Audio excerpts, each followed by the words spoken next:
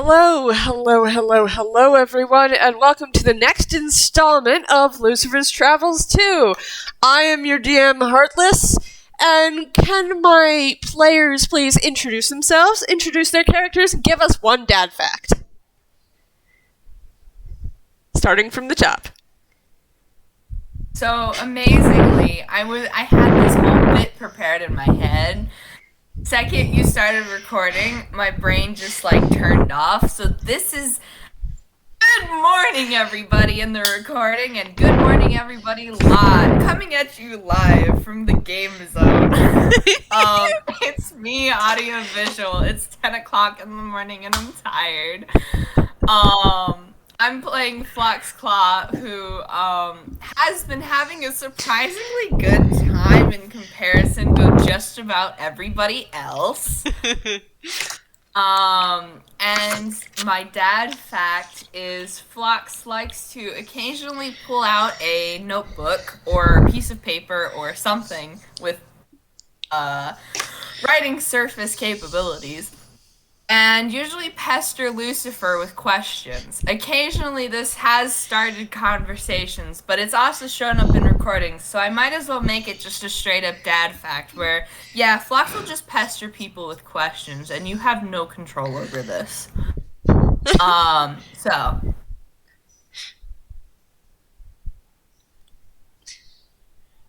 And Altaria's dead. Altaria's just dead. No, I didn't think you were done. I am dead, but I didn't think you were done. I was waiting for the rest of it. I can hear them talking. Fight you. So, Altaria, blink once if you're dead. That's an oxymoron, but okay. Moving on. Oh wait, no, I can introduce them. No, I'm literally doing it. You gotta hang on. You gotta let me talk. There's gonna be a second person on the recording who sounds a lot like me. Their name is Altaria. You're making me live up to my nickname already. I'm kind of just bullshitting, so maybe at some point they'll pop in and be like, fuck you, fuck this, fuck Discord, fuck Gisnep.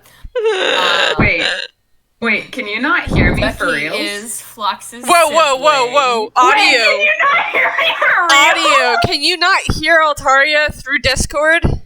Because I can hear them. I probably have them muted. Oh my god. Oh my god. I have been talking. I have to leave immediately. Oh my god. Oh my god. Oh my god. I thought it was a bit. What a story. This was caught on recording, everybody. Yup, and I'm leaving it It in. will never be lived down. No take backsies. Oh my god. I have to leave the voice call immediately. Oh my god. Good fucking morning, everybody. Oh my god. At least we caught it now, as opposed to in an hour and a half when we can't figure out why Phlox and Ducky aren't talking to each other anymore.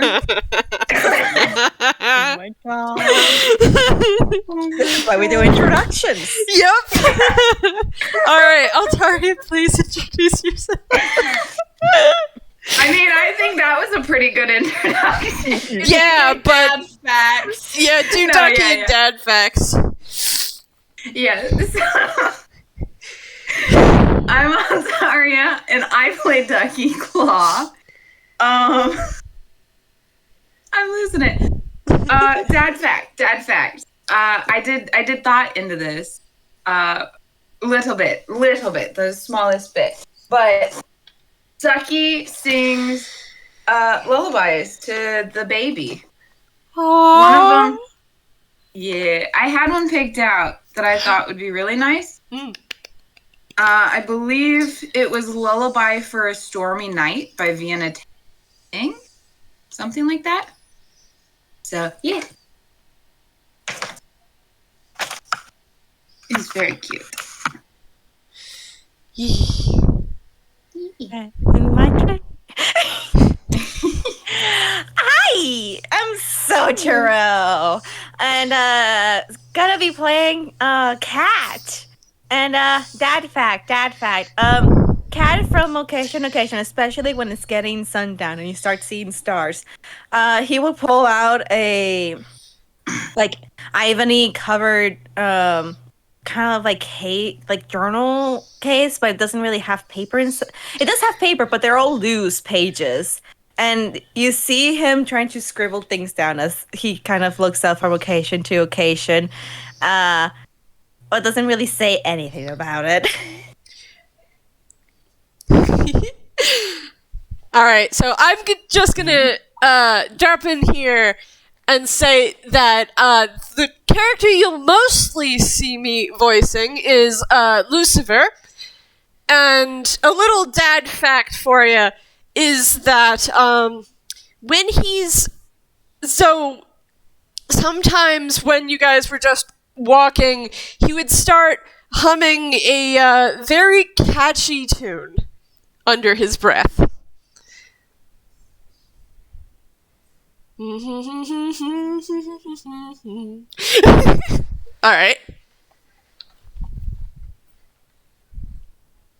Next. Hi, I am MalaSorte. I'm playing Carmiña Escornabois, blah blah blah, the same thing as always. And that fact for her is that if she has started saying fuck to people, it's because she's getting comfortable with them. I love Hell it. yeah.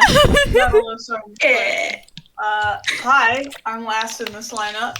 I am the jazziest AAA battery this side of the county line, or just Jazz for short. Yes, it's a bit. I'm sticking with it now. And I'm playing Jack Peter Sforzando, who is not doing too hot at the moment. Got turned into a toon pig, so he's dealing with that right now.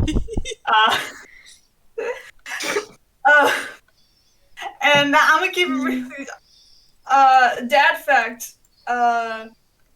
This is from before, the pig thing, because how was I supposed to come up with something else? But, in the mornings when he's, tuning his violin, because he would do that every morning, he warms up and tunes the instrument, he, does so without using a tuning fork. So for any of the characters who know music enough to recognize that, he's got perfect pitch. Ooh, hell yeah. Also, I have thrown the wonderful art that Luis did for me of Jack Peters Sforzando as the Toonkind Pig up into the video so everyone can see the lovely art. Hell yeah. Hell yeah. Hell yeah. Big man, our beloved. Okay. He's sure doing. Alright, let's start with what happened last time. Last time, you guys got to the, lake. Woo! Yay! You guys got through my lake puzzle and got into the quote-unquote abandoned train station. Woo! Yay! Got through so loosely. Fine, Peter. Look, Phlox just decided to do what the solution was, and I'm very proud of them for it.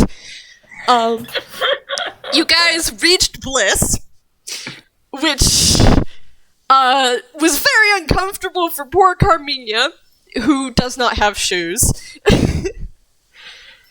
And you guys walked for a little while and talked about some things, specifically introducing Kat to the idea that gender can be something you can choose.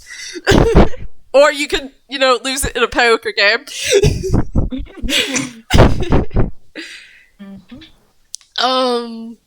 You guys reached an amusement park, which was very creepily empty. And then you guys started going through the stalls, and poor Jack lost his wisdom save, and nobody was able to stop him. We tried really hard. Yeah. There were a lot of whiz saves. Wrong. Yeah. throughout your movement through the amusement park towards the large building at the far end, a lot of people failed, but Jack was able to manage to keep people from going the same way he did. And at the very end of the game, Jack started to turn into a pig. Specifically, Sure, it's fine. a toon kind one. And I'm sure it's fine. that's where we left off, with you guys walking by what appears to be a ramen stand. Or at least paused before you walked around the front of it. What are you doing? Well, if I remember correctly, we were looking at Jack, and Jack took off his hat, and we see. Yep. He's got ears up there. He's no longer got ears, for they're supposed to be on a human.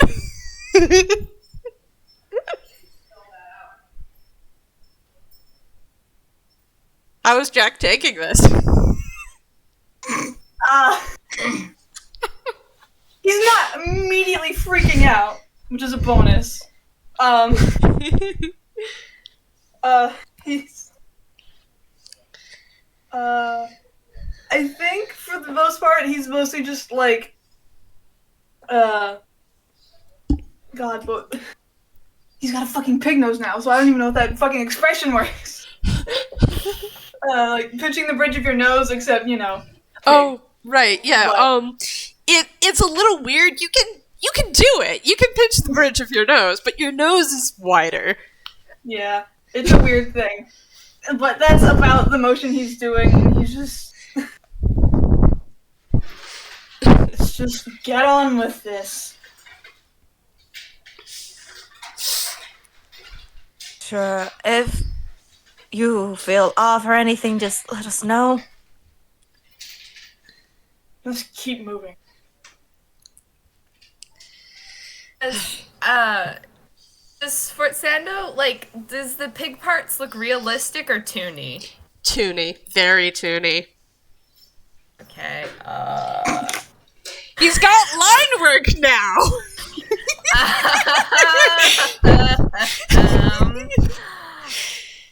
That must be really heckin' freaky to look at, just this mix of real kind man and toon pig.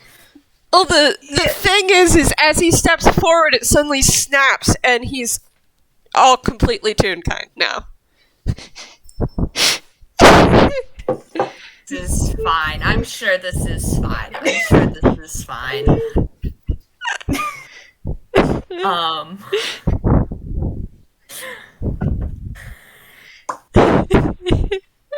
I barely know what to say, dog. My character got turned into a pig. What the fuck am I supposed to do right now? Hey, at least you're a pig who can still talk and do things. Yes. That much better than what I was expecting going into this. Is Carmiña... How's Carmiña taking this?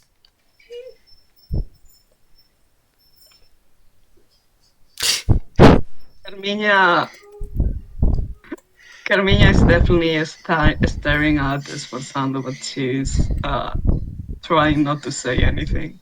Mm.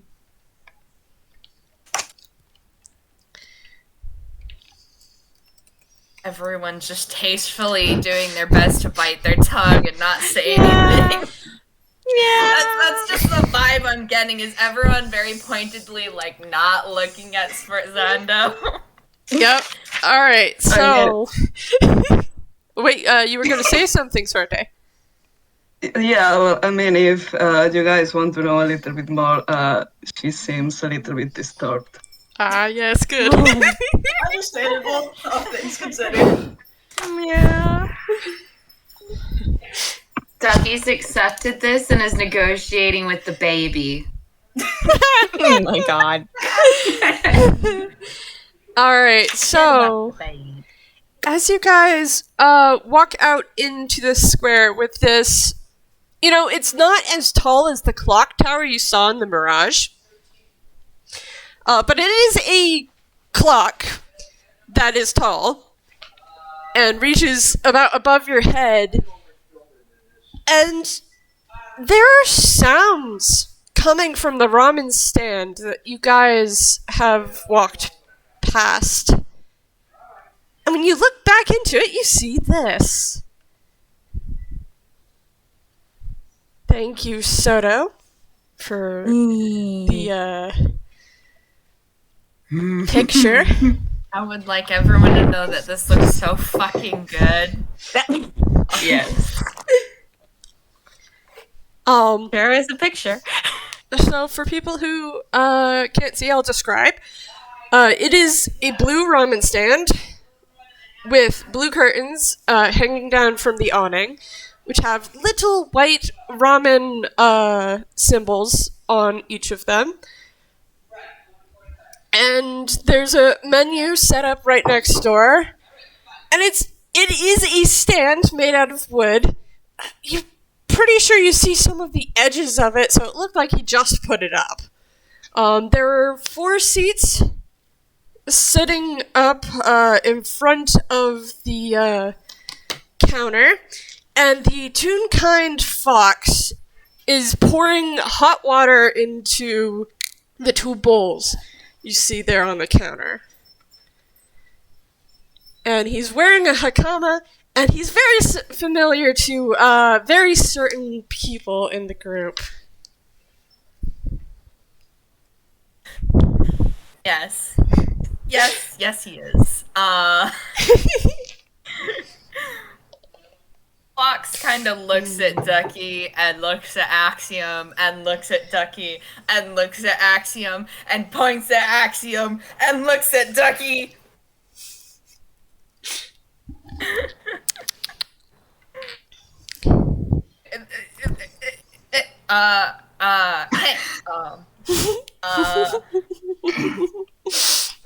Just Phlox is like making gestures like between Axiom and like hand motions, and they're like looking at Ducky for some sort of like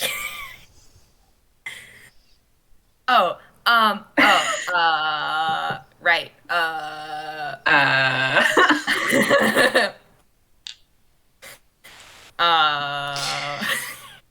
So, who is closest to Teddy? Probably Phlox. Make me a Constitution saving throw. I'd wait for Phlox to fucking die, I guess. That's a 9. Yeah. So that's 3d10 damage. Cool. So I guess Phlox is fucking dead, everybody. Oh no! Phlox will be fine. Also, anyone else within 10 feet of Teddy needs to make a con save. Didn't we all gather together? Isn't that most? Yeah. Yeah. Oh no. Okay. I mean, I'm gonna be real. Phlox was probably tagging along, like, behind, like, next to Teddy to keep an eye on Lucifer, so, they're just having a his arm over chest swell time. Yeah, so anyone who gets below a 13 takes 20 damage. Anyone who gets higher than a 13 takes 10. I was gonna say, since Sforzando probably started, like, storming ahead, is he in the range or no? No. Okay. But, so, Phlox, since you're watching Lucifer, you see Lucifer see Axiom, and then the light in his eyes goes out, and suddenly there's this loud crack of thunder as he's not there anymore. He casts Thunder Step. Hey, Carmiña, our beloved. Down to 1 HP now, sweetheart. Dude. She has 1 HP. I fucking thought. How do you think she is at the moment? Probably looking a little fucking fried, I guess.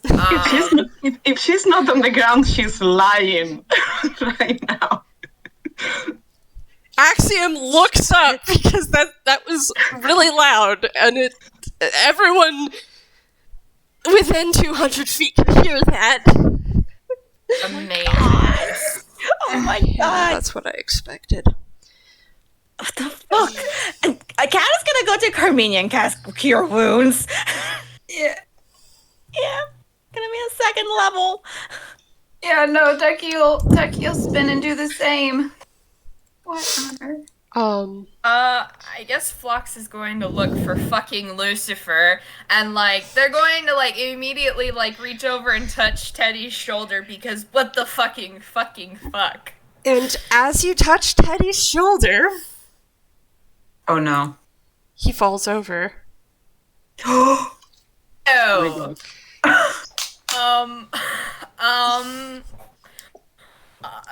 Phlox is just sitting here!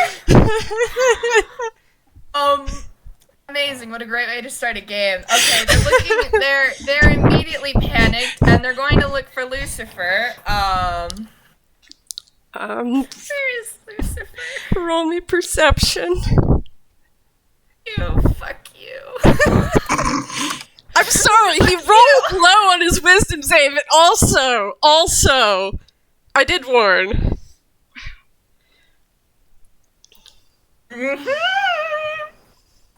That's a plus 4. We are just fucking sitting here, Heart. That's a 6. Unfortunate. You look and you look and you look and you can't find Lucifer. You don't know where he went. He definitely went somewhere, and Axiom is just kind of blinking and looking over, and he's just like, I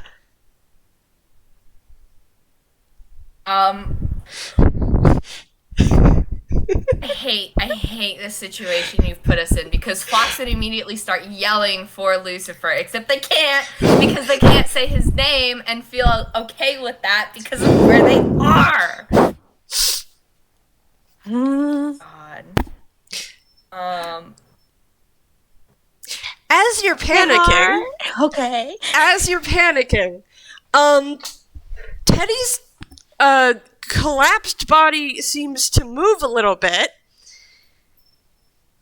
and then something else just kind of rises out of the body, and then there's a very different looking teddy bear standing there. What the fuck does that mean? What the fuck is going on? Phlox is like... What? Phlox is just fucking sitting here! Hi? You know, I don't know how to do a Russian accent, so imagine I'm doing a Russian accent. Hello? Oh, I have a headache. What the fuck? Fuck.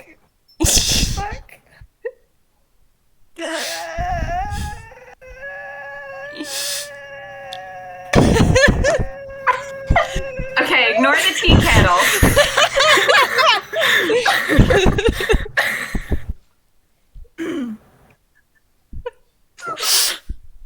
I did not expect this to happen this quickly, but I did prepare a sheet for him.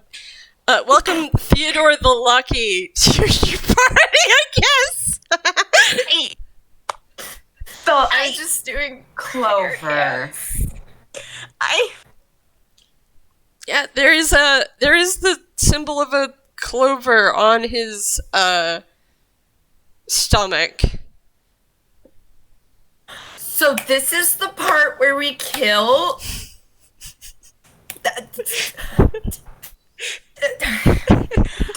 Hang on. Can Ducky look over? Did Lily do anything?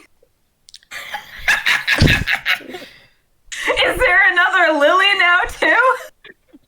No, Lily looks about to fall apart, but Lily is still the same. Okay. Mostly because I forgot to roll for Lily. Oh my god. Lily's fine. Yeah, Lily's at 2 HP, but Lily's fine. God, fuck you.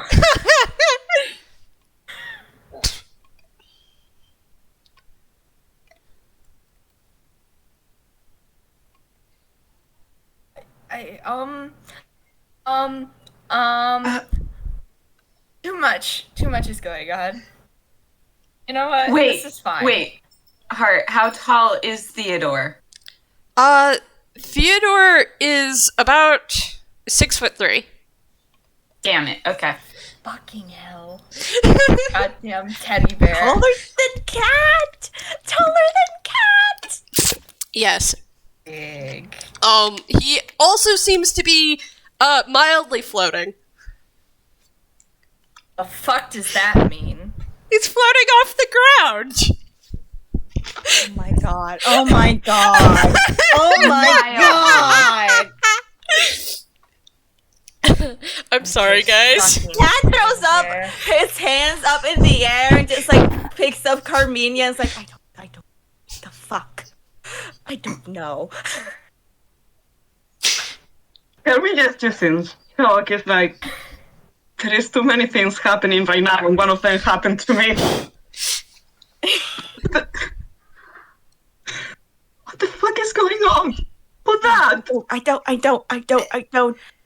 don't know. Your guess is as best as mine, says the teddy bear.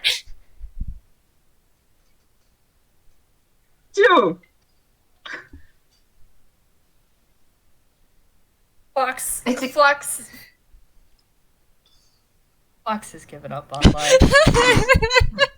Harn, you threw so much at us. In I'm the span sorry. Of 5 minutes. I really didn't mean to, okay? But Lucifer failed his wisdom save, and I'm like, oh no, he's gonna cast Thunderstep and just bolt. Sometimes Cat is gonna look around. Cat is gonna look around for Lucifer, I guess. Yeah, Cat is just Great. That's a wonderful roll. Jazz, you're gonna say something. I was just making a joke of sometimes you fail a whiz save, you know. But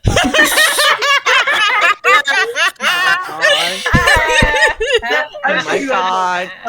because it got buried in everyone talking at once. But, Yeah. I wanted to hear it, so unfortunately, Kat, as you're looking around, you see neither hair nor hide of Lucifer. He is hiding pretty well. You don't know where he went. He went somewhere. Because he's no longer here. Can I roll There is an investigation? Look for fucking Lucifer. Yep,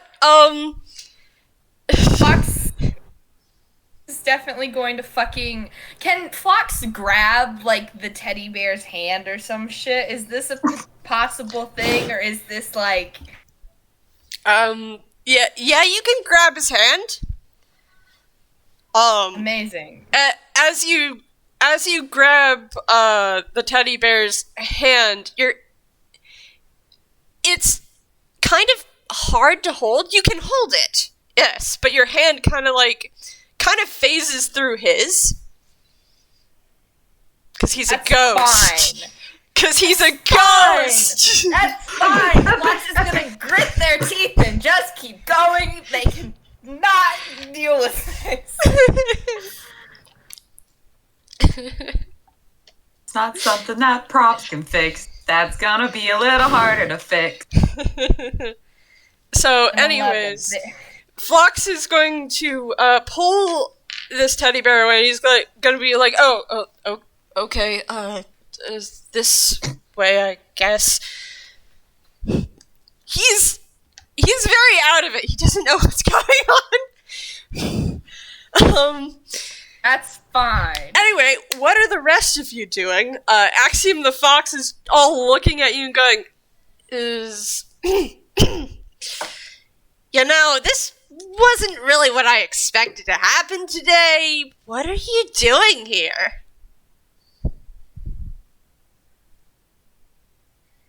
No, we didn't expect any of this to happen. We could ask the same question of you. Well, I belong here. I'm just a little early because I'm setting up. Because, you know, I have to set up my Roman stand all by myself. Excuse me, belong? From this cat kind of like looks around town.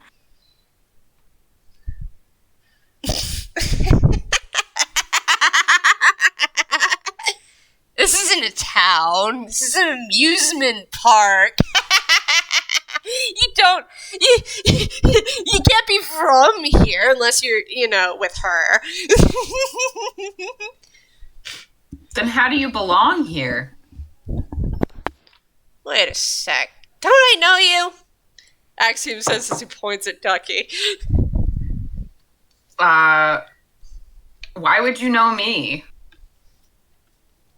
He's gonna roll history. I was gonna use my cool metal dice for Axiom Phlox. I forgot that. Let's, Ducky should roll deception because at that point they're lying. They're lying. Roll deception for me. Thanks, Beep. Thanks. It's fine.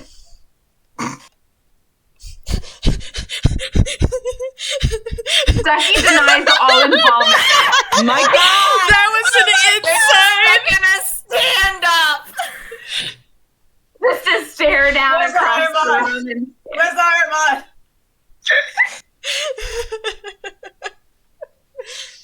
Ducky has the higher mod. Yeah. So, Axiom just kind of narrows his eyes at you, Ducky. Really? Wouldn't you like to know, Weather Boy? I didn't think there were duplicates up there. That doesn't make any sense, does it? I mean, anything's possible.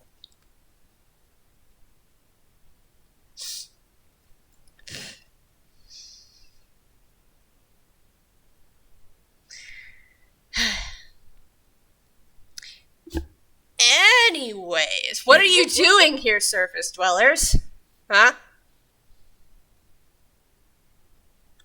What kind of ramen do you have?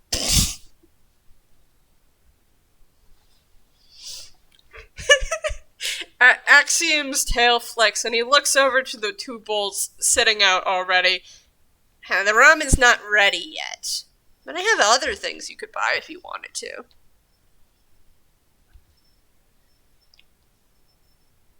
Although, I've never heard of What?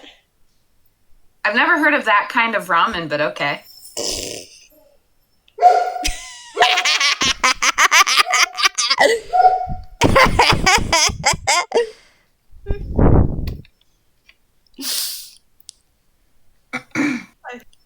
I think I just want to flavor. Sforzando's just like he tries to like softly scoff in the background, but because he's the whole pig thing, like it comes out as like an audible snort. Since he's not used to it yet.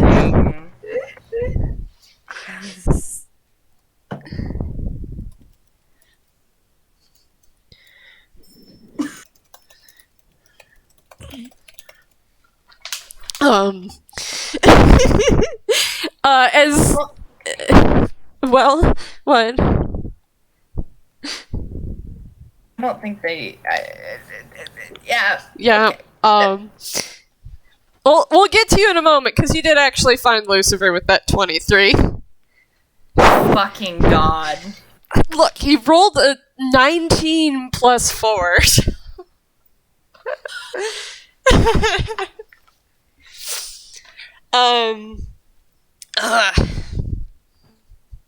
As Sforzando in the background snores. Axiom just looks over at him and goes, "What are you laughing at, Porky?"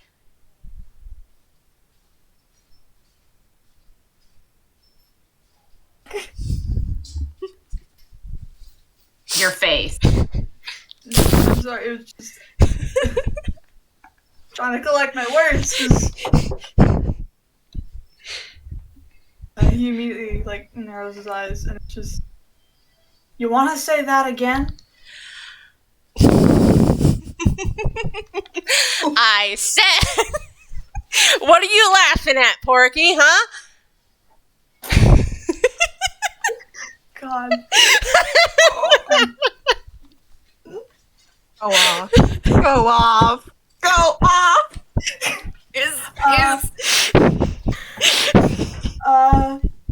His hand is very clearly going for the long sword on his belt. I'll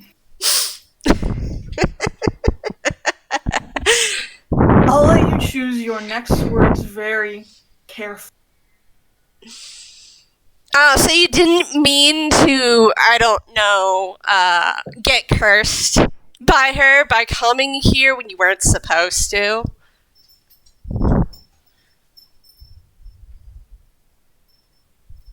I'm so sorry, I missed that.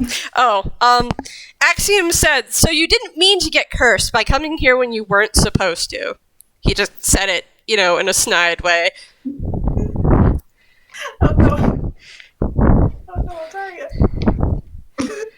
Good. I'm good. Is Altaria dead? No, I'm good. I had to change my shirt real quick. Oh, okay. I took a big sip of coffee and I wasn't expecting that. Game's going swimmingly thus far. Yep.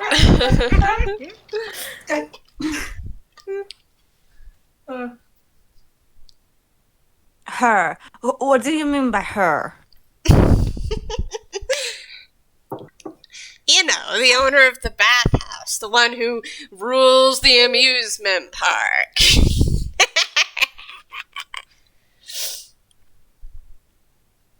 I come here occasionally because, well, when I was a little tyke, I used to come here just for fun. It's an amusement park. But, it's kind of expensive because she just loves her money. So I heard.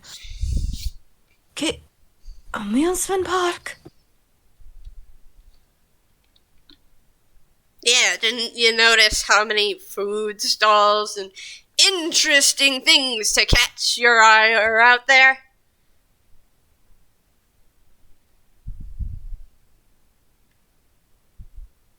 Axiom says, gesturing to the rest of the amusement park.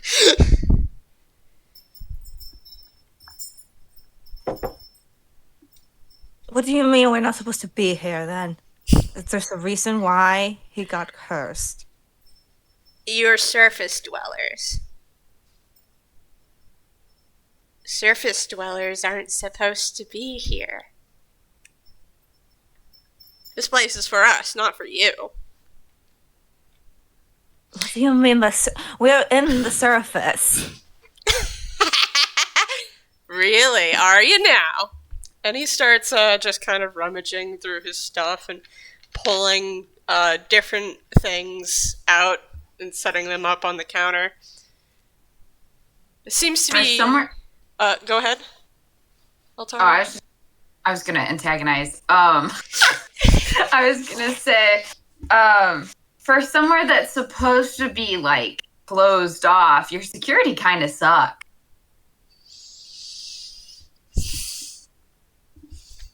Ain't my security, doll.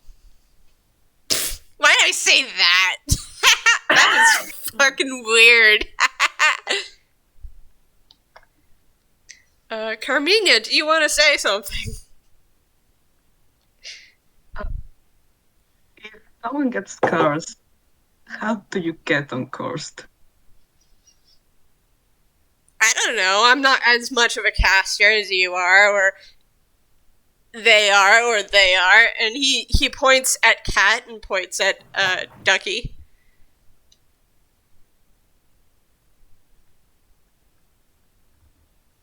Something to do with spells. I think clerics can do that sort of thing. But the nasty curse on your friend, you might want to take care of it at least before tomorrow. Or what? Oh, shit. Or it becomes a lot more harder to get rid of. I don't know. Again, I'm not that much of a caster. And he sets out like a container which seems to be piled with peaches.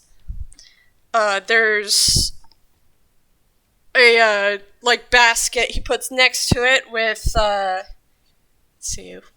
Let me go to my notes. With what seems to be pastries that, as you're watching, seem to sparkle.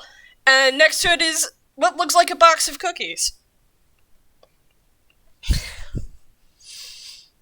So, I've been kind of giving you information for free.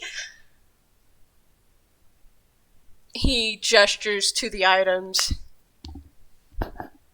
How about, for the next question, you have to buy something? How is making conversation giving information for free? What kind of economy is this? One ruled by, let's see, what kind of thing can I say she is without really giving it away? I can't really say anything.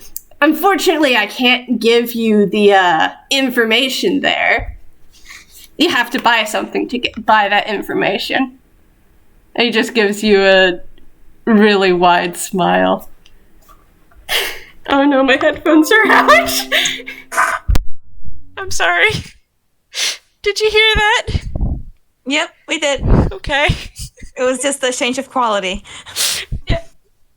It added a layer of ominous to Axiom's words. You're good. Perfect.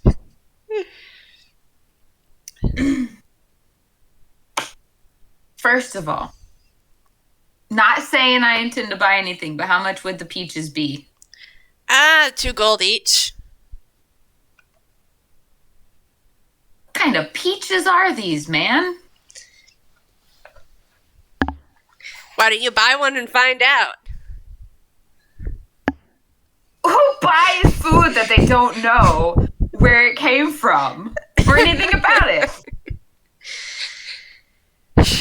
Jeez. Okay, so let's see. He picks up one and kind of just looks at it and then rolls it around in his hand for a moment and puts it back down and says, if I remember correctly, I got this down by, I don't know, the river.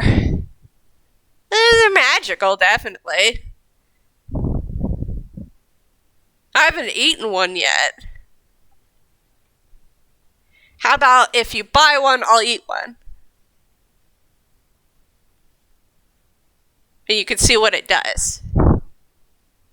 Sound fair?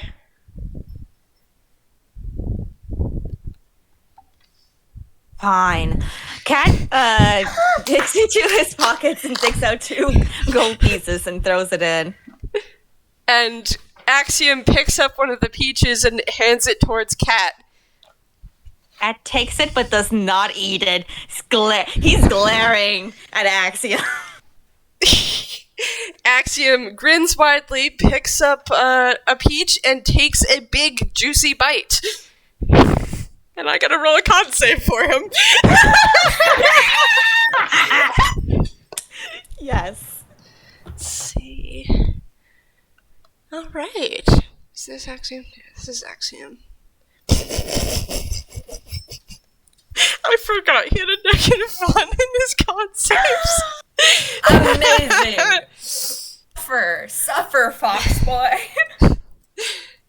So, for a minute, he seems to... His fur turns, like, a little pale, and then he just kind of recovers and goes, oh, you know. Pretty good, I'd say. I'm gonna roll deception. I'm gonna roll inside.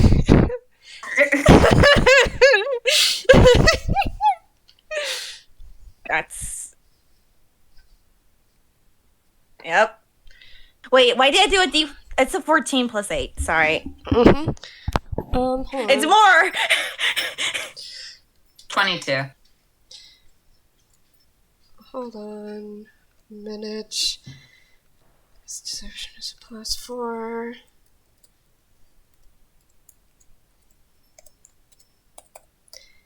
Man, those... he's not lying.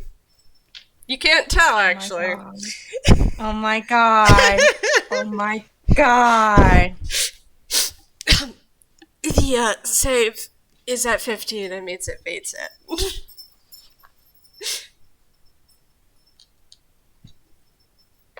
Huh. Cat just holds onto it and just shrugs. He pockets it. He's just gonna pocket it. He's not interested in eating anything right now. Alright, so 2 gold means the kind of information that you can get not really that good, but, you know, send me a question. And I bet we're going to jump and flip over to... unless Carmiña or Jack want to say anything.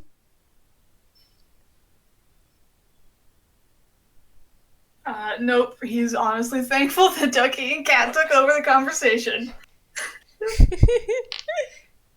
Carmiña? I think Carmiña is still recovering from the shock of being at 1 hit point. Fair enough. Yeah, valid. Mm-hmm. And we're going to flip over to Phlox and Luciver and the very confused teddy bear who did start helping Phlox look after realizing that Phlox was trying to find someone. And so you go around this little square, avoiding the food stand with the... You know to avoid food on the left-hand side. And right near this large bridge, like, right to the right of it, you see a little, like, a very small alleyway. And you notice the dirt on the ground, making very distinctive footprints.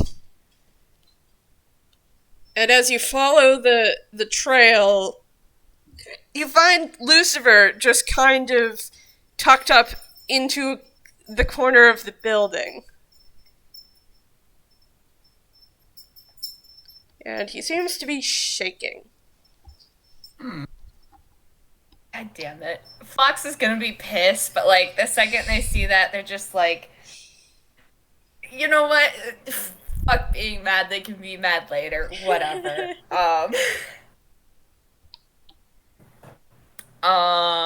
They look at the teddy bear they've been dragging around like a teddy bear. Mm-hmm.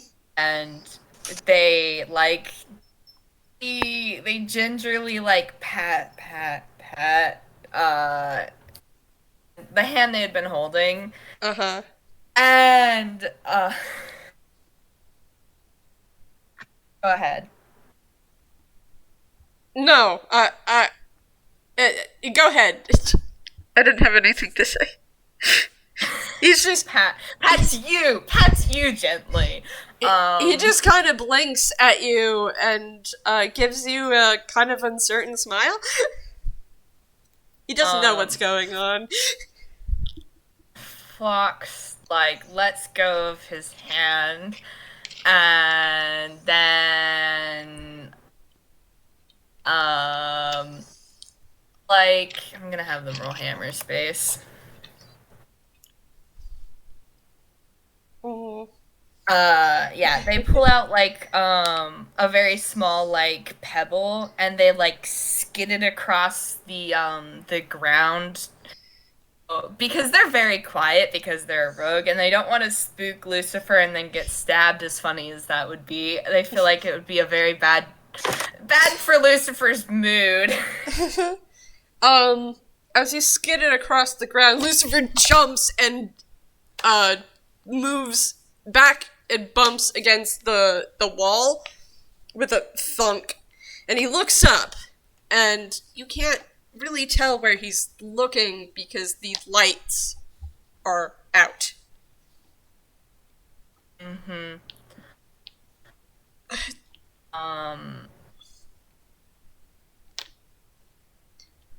Hi. Hi,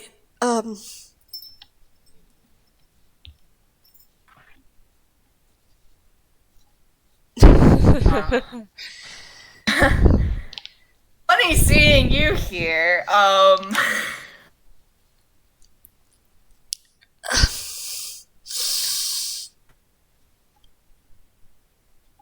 just kind of, bolted without thinking. Don't worry, literally everybody noticed.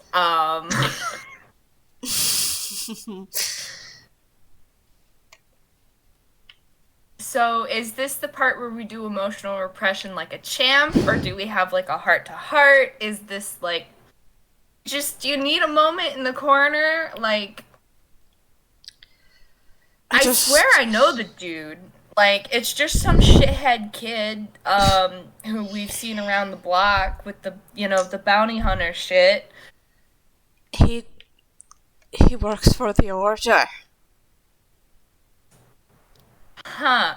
I would have known that if you had told me. So, I feel like that's relevant information that didn't get shared last time we started having one of these uncomfortable, I'm being hunted down by these weirdos in black coats conversation. But I'm going to let it slide for now. Don't worry. We can come back to that later whenever you look less like a... They gesture like at Lucifer, like a kicked puppy or something. I don't know. I don't know.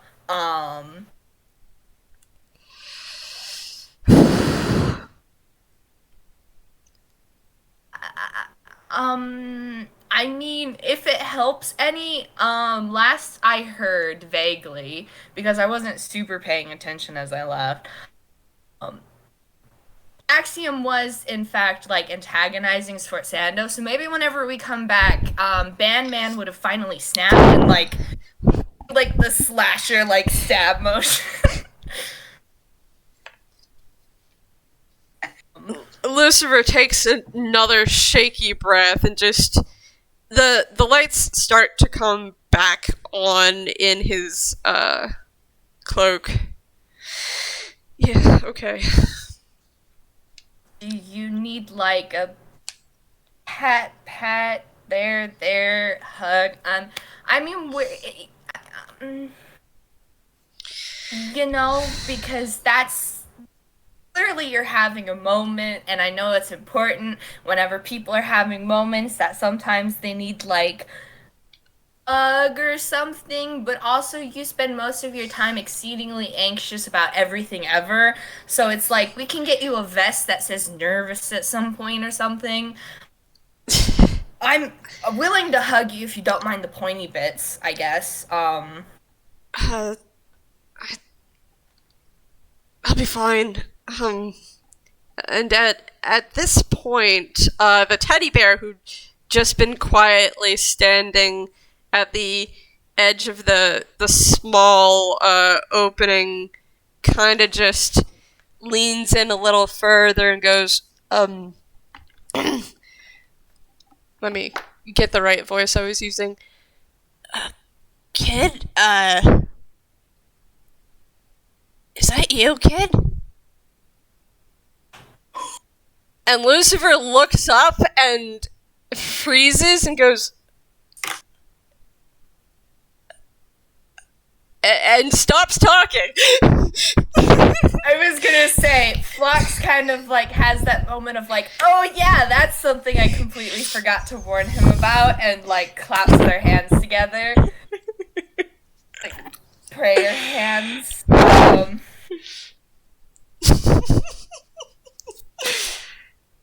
So that yeah, things happened whenever you did your crackle crackle boom boom disappear. I think Carmiña's okay because of how much hovering Ducky and Vod and goddamn motherfucking tall man.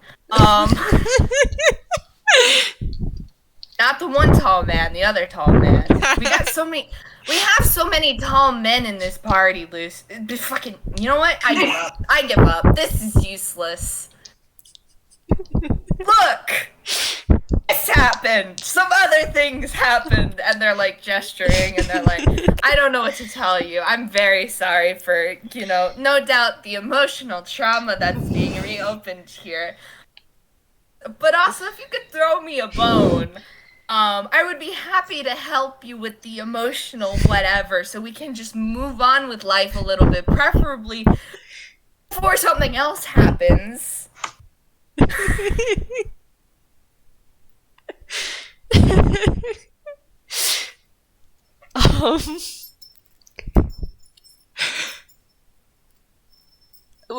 Lucifer just kind of the lights, his eye lights blink, and he just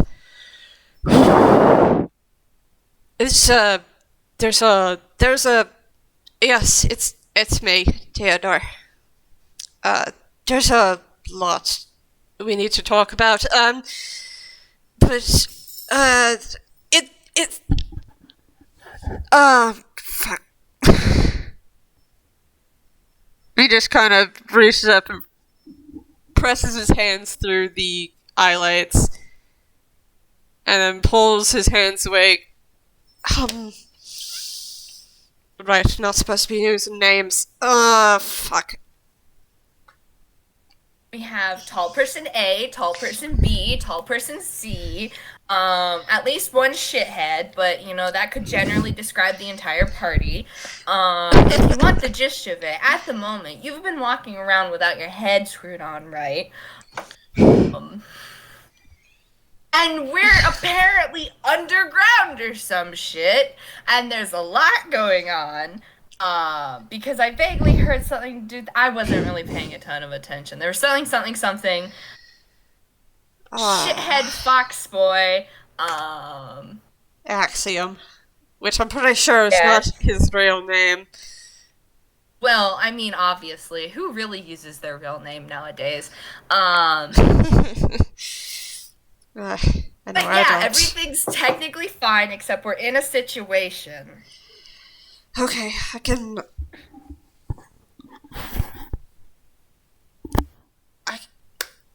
I'm good.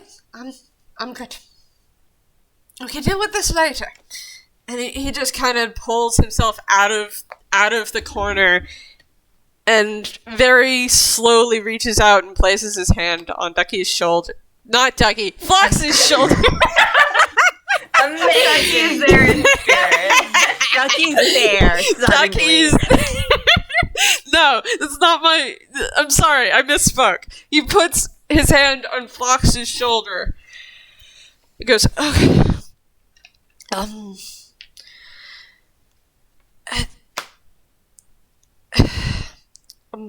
sorry for just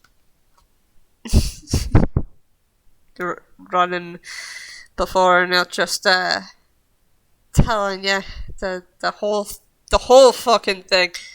There are fucking 13 of them. Okay, so Lucifer can try and get away, but Phlox is going to pull him into a hug, unfortunately. You've fallen into their trap. I'm not gonna make you roll because all he's going to do is go oof as you pull him into a hug. Yeah, it involves pulling him down a level because they are shorter than him. But they pull him into a hug, and it's probably kind of pointy because Phlox is kind of pointy shapes with round shapes. That's okay. He can't not really the feel worst it. thing to hug. Hey, fuck you. And they just pat, and they're like, it just be like that sometimes. You definitely need to patting and they're like, you definitely have to probably not run away using that method again, because again, some really not great things happened that you get to fix now. At the very least, you get to help me fix. So responsibility for your actions is coming for you, tall boy. Don't worry, though. If anything happens with Axiom, I'll beat the shit out of him for you. And we didn't see anyone else hiding around the corners while we were looking for you, and the place seems pretty fucking deserted. So, best case scenario, he's alone here. He has no idea who you are, and you're just some weirdo who fucked off and freaked everybody out. Which is the ideal scenario. And we just don't mention anything to do with the weird key sword bullshittery you and other tall boy have going on, and everything will be fine. Yeah, I probably shouldn't. I should have thought better about being tied up.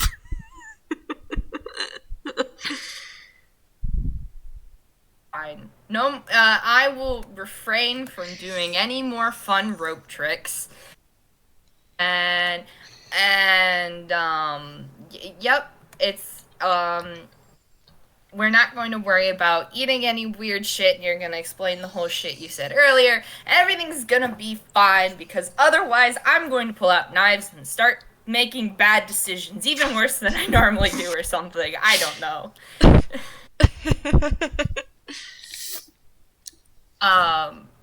Phlox has, let go of him and is kind of, standing, to the side a little so they can start walking back. Mm-hmm. And I'm gonna say, Lucifer just kind of shakes out his hands, kind of rolls his shoulders, and I'm gonna roll performance for him. Yeah.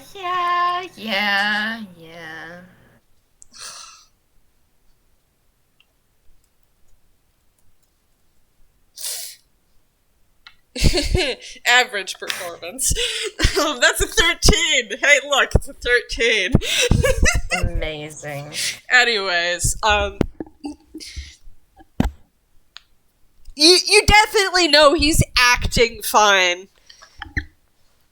now, as he starts walking out of the small alleyway, and Theodore, who was helpfully named, just kind of floats and moves to just stand behind the two of them as they start walking back. Oh, well, Phlox is having none of that. They're gonna reach around and, tug Teddy to walk beside them. Or float beside them, excuse me. He will when they get out into the square, because this little area is very narrow. If you look off to the side, there is a long way down to your right. Fine. This is fine. Phlox won't do that. They'll do that whenever they're out of the alley, because, this is fine. Finger guns. Alright, we're gonna flip back to the other side. How you guys doing?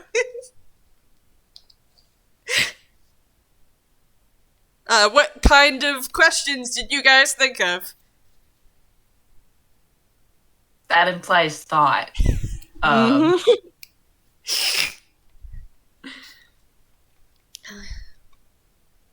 Kat has already been asking stuff. Kat is like kind of looking back at the other people if they wanted answers. For legal reasons, Sforzando's not talking to Axiom.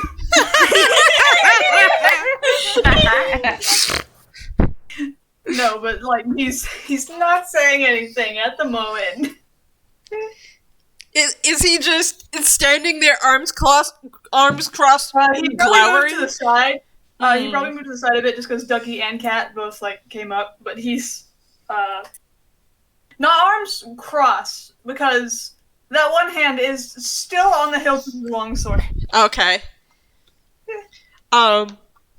Just for funnies, everyone else out of the corner of your eye, you see like little angry red anime marks appearing around Sforsando's Angie. head. Anyways, continue.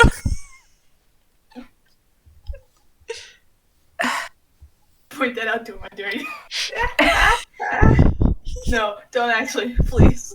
Wait, what? I said point that out to him, I dare you, and then went, no, don't actually do that.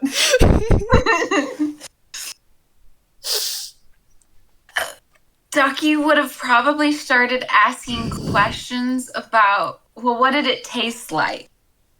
Oh, my God. The peach. Mm-hmm. Okay, hold on a sec. I gotta roll deception again. See, that one's... This is what we're choosing to focus on, so that Ducky doesn't hand Sforzando the nearest sharp pointy thing. Ducky doesn't appreciate being called doll. So 5 plus... Hold on. 5 plus 4 is 9. And 18 plus 4 is what it actually is.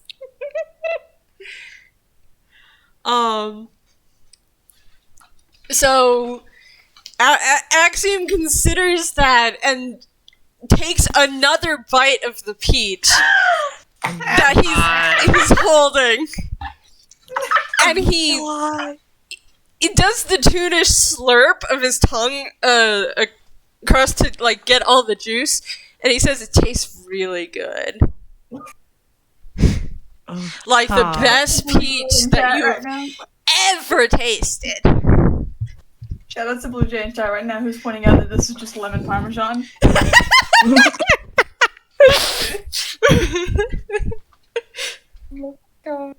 Why don't you take a bite, huh? Bold of you to presume I like peaches. Your loss. Wait, are the pastries peach or are the pastries something else? No, How the much are the pastries. Which pastries? There's the cookies, and which you could buy half dozen, and there's my magnificent arcanist. Oh, let's see what did he want me to call it? Right, an arcanist eclair.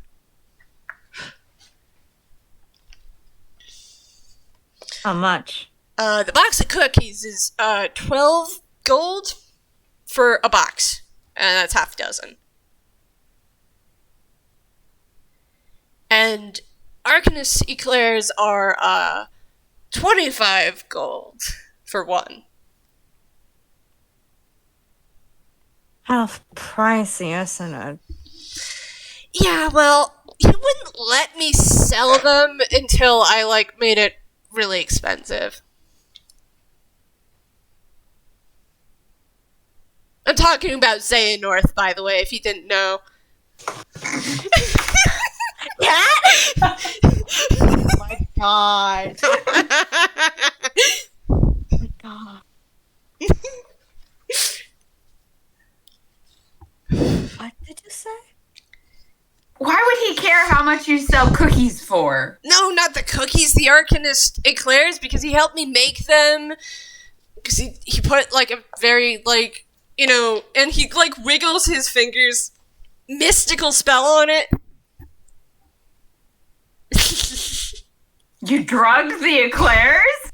No. They're not drugged. They do really cool, magical, mystical things.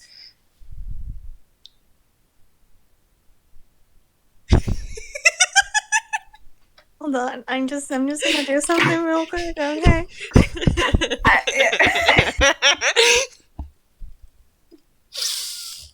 Yeah, Well, how does she? Okay.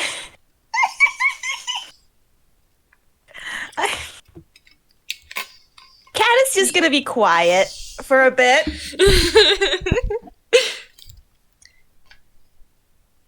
Hey, little bird, you haven't spoken a lot? Are you okay over there? He says, talking to Carmiña. Quick. Yeah? Quick. Question. Yes. Is Kat still holding Carmiña? Because that has been the imagery this entire time of Carmiña just slung over Kat's shoulder like a fucking sack of potatoes. Oh my god. You know what? Sure. What do you say, Are you sweet good with that?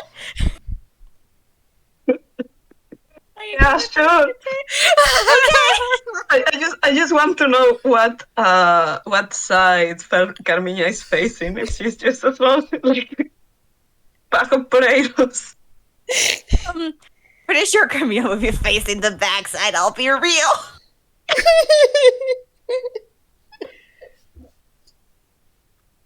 I mean, that would be why Axiom called Carmiña Little Bird. Alright. Because he can see her feet.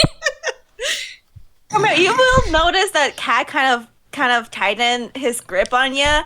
Not bad, but just, you noticed that at the very least. And when Axiom said it,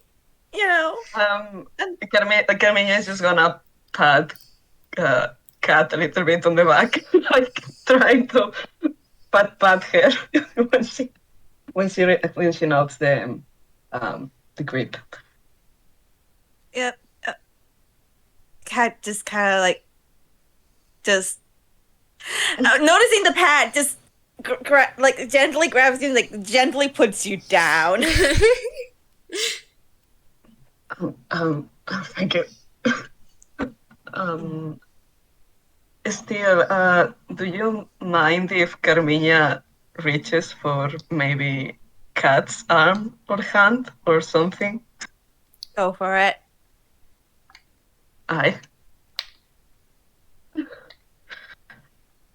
Because I don't know what Carmiña will say. Like, she's just like, there is too much information going on. Everybody's reacting at everything. I am just here looking for someone. Maybe we should ask for that. And she's gonna reach to Kat, do you think we could ask this guy about what we are doing here? Or? Yeah, he probably won't. Don't tell talk us. to him any more than is absolutely necessary. Right. Yeah. Just. Those are some expensive cookies, I guess. Impressed by the prices. Oh, you want some cookies, little bird? Yeah, it's 12 gold for a whole dozen, but you can pay 2 for just a cookie.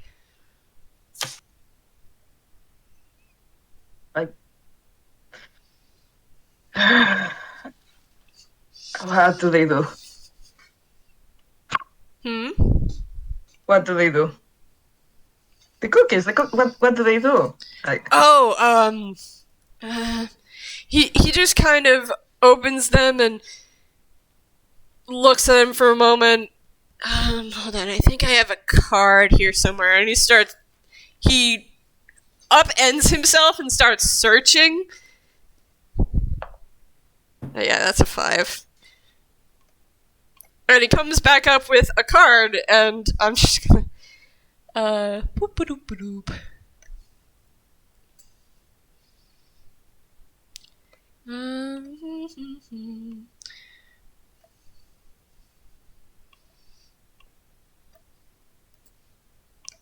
card says this. A box of cookies. They're sweet and have chocolate chips in them.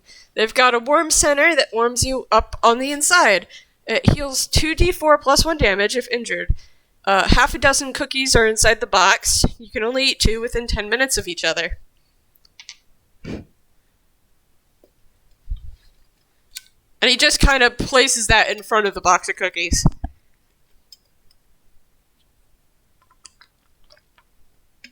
Right. Do you want the one for the Arcanist Eclairs? Yes, the please. card.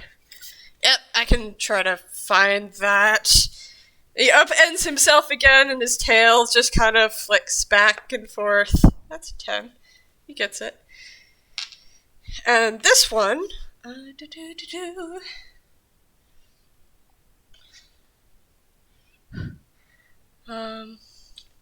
just copy and paste this whole thing.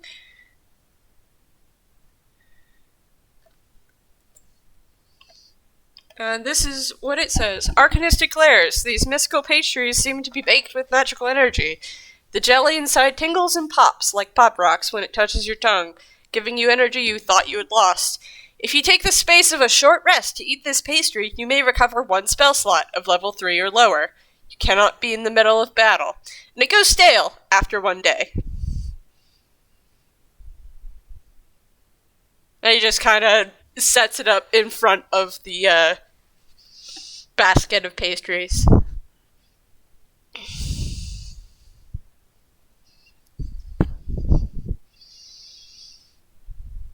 So,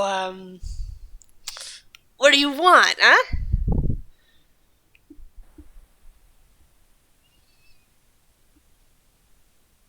Yeah, you want you know what? I'm gonna take the cookies. Okay. A whole box? I know nothing of D&D. Sure, a whole box. Let's fucking go. She just almost fucking died. I am going to go with video game logic here. Give me everything that's here. Oh my god. How much gold does Carmiña have? Mm-hmm. She has the normal starting gold. Does she have 15 starting gold? Oh shit! I thought it was 20 actually. How much starting gold does she got? It comes from your background. Mm-hmm. Oh shit! Let me check.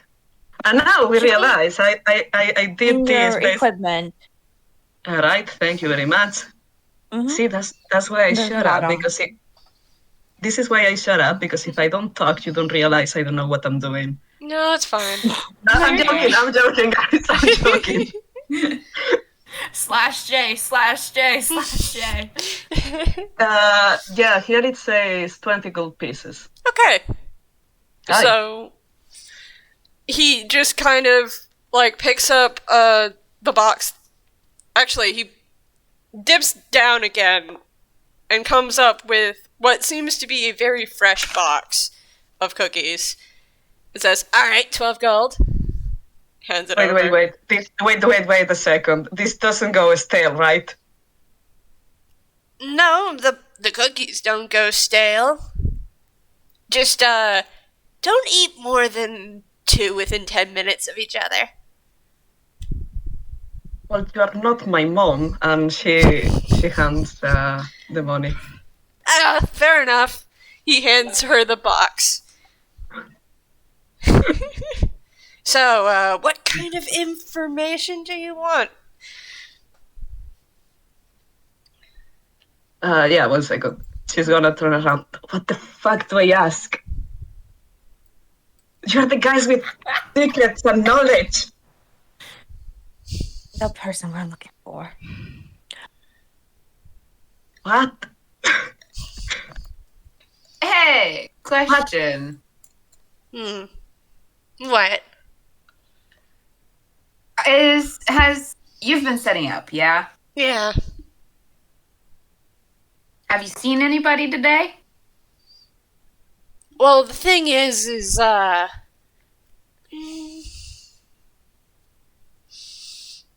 Most of the patrons don't come out till it's night.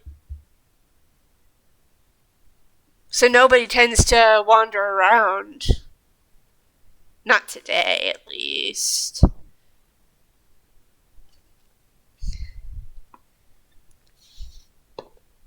Hey, Carmiña.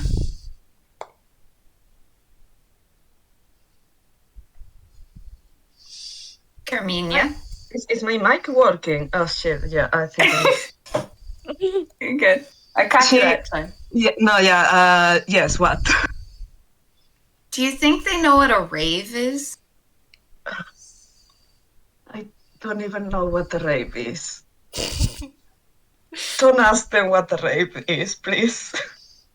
It's like a party at night with lights and dancing and music and I think at this point is when Lucifer and Phlox and Theodore come back. As Ducky is explaining what a rave is. Phlox just walking up hearing this. Oh fuck, we having a rave?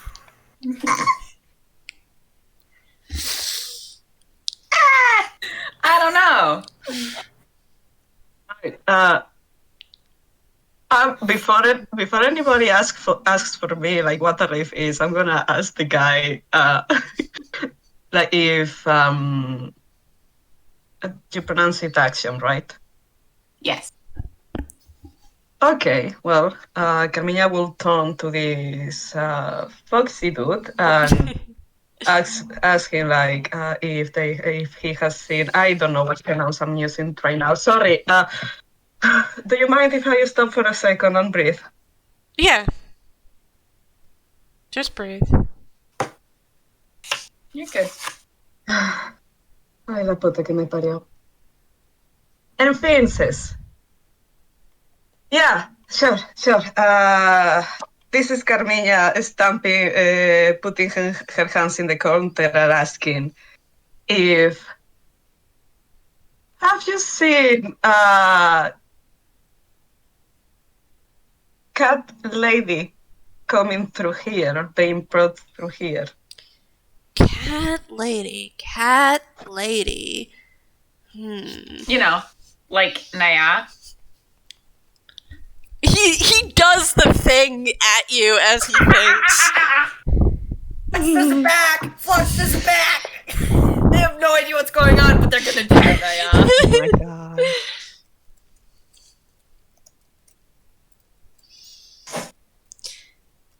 White hair and black stripes on her hair. I don't think I've seen a cat lady like that. Wait, that's probably confusing. It's stop one. And he seems to just have the shittiest grin on his face. Gonna do an inside roll. Can I do an inside roll too? I do want to say, when Phlox and Lucifer, like, Theo, came back, Sforzando did, kind of glare at Lucifer and just, are you done with the running away and almost killing us now? Lucifer just kind of shrinks back. Sorry about that.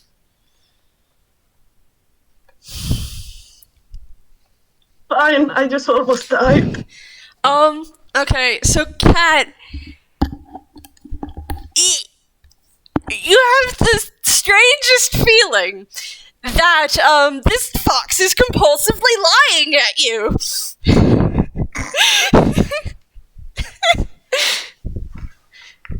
Cat is glaring even more. Because when he said, no, I haven't seen a cat lady like that before, there was a, flash of recognition in his eyes that nobody else, caught.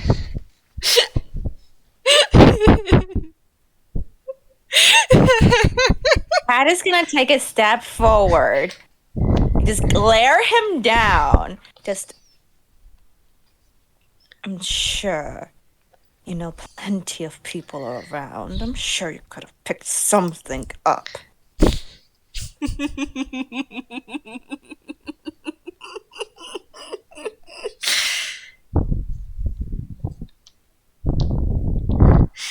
Mm-hmm.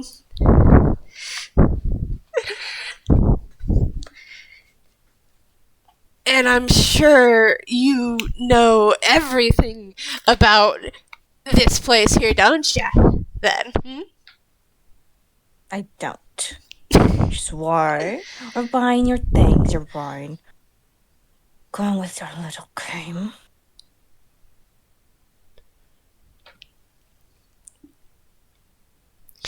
He just grins a little wider and takes another bite from the peach that he's been eating. I'm just gonna do another whiz save. Hold on. Yep.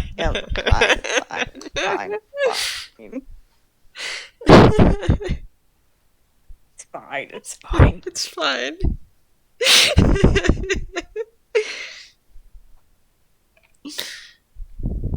Man, I did not expect him eating this peach to be the death of him.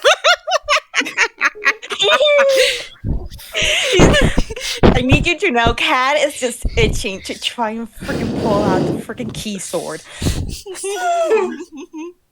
I almost want to roll my own whiz save just to do Yes. it, because he's also mad. He's also ready to throw down at this point. I'm gonna have Phlox roll insight to see if they can read the room. Oh my Trying to prevent the fight from Here's breaking the out. thing.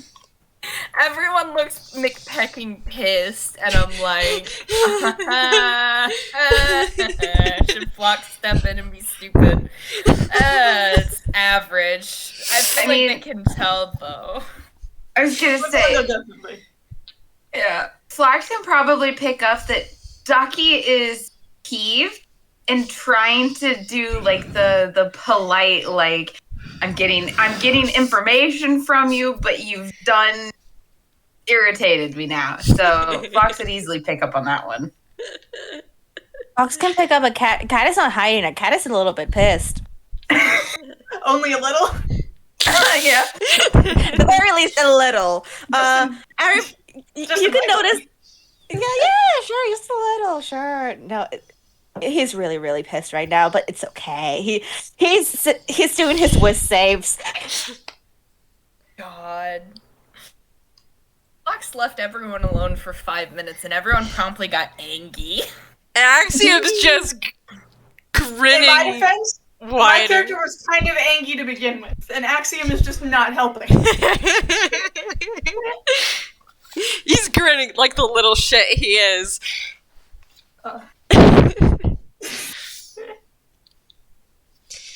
I guess if nobody's... I'm rolling the whiz save. Okay. Okay. Hey. You don't have Sforzando just destroying the stand. Sforzando, no, don't do it. You are too strong. We cannot stop you. No, please. Oh You're good for now. Like he would. If nobody is going to, like, stop Phlox, Phlox is going to, like, pat Lucifer on the shoulder, forcefully, like, have him hold Eddie's hand, and, like, hop over and elbow Cat out of the way and stand next to Carmiña at the counter. Mm-hmm.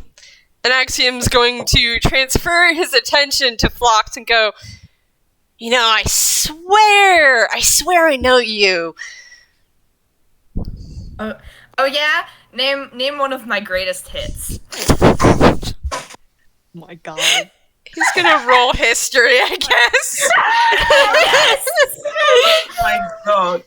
Phlox is grinning, by the way, and it's very cheerful in comparison to everyone else who looks McPecking pissed.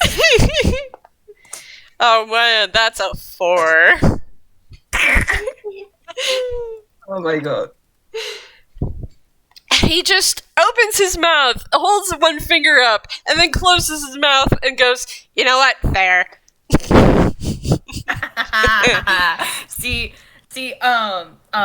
I'm really funny like that.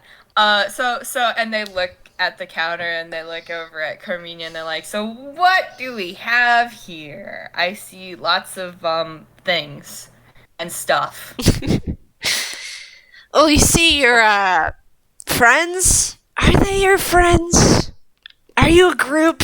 Is this a party? I mean, I heard talk about a rave, so who knows? You know, I could. That would be pretty much a whole lot more fun than trying to pay off my debt. Ugh. You've got a debt? You have like a debt here? Yeah, it's super expensive to come here. I didn't grow up with a lot of money. Oh, fuck, they got you working like summer jobs and shit? Yeah, that's really the only reason why I decided to do, shit. Instead of just, like, doing whatever the fuck I wanted. He's just casually, like, talking with Phlox. Cat is on the edge. Cat is just on the edge and just letting this conversation happen, but it's just, And he continues by saying, I don't really care whatever, that order really wants. I'm just there to get paid. Dude, do you need, like, a union or something? Are you being, like, I know you're, like, technically, like, a minor. Are you being, fuck, what's the word? I can't remember it in common. Yeah, are you being exploited? Are you an exploited minor?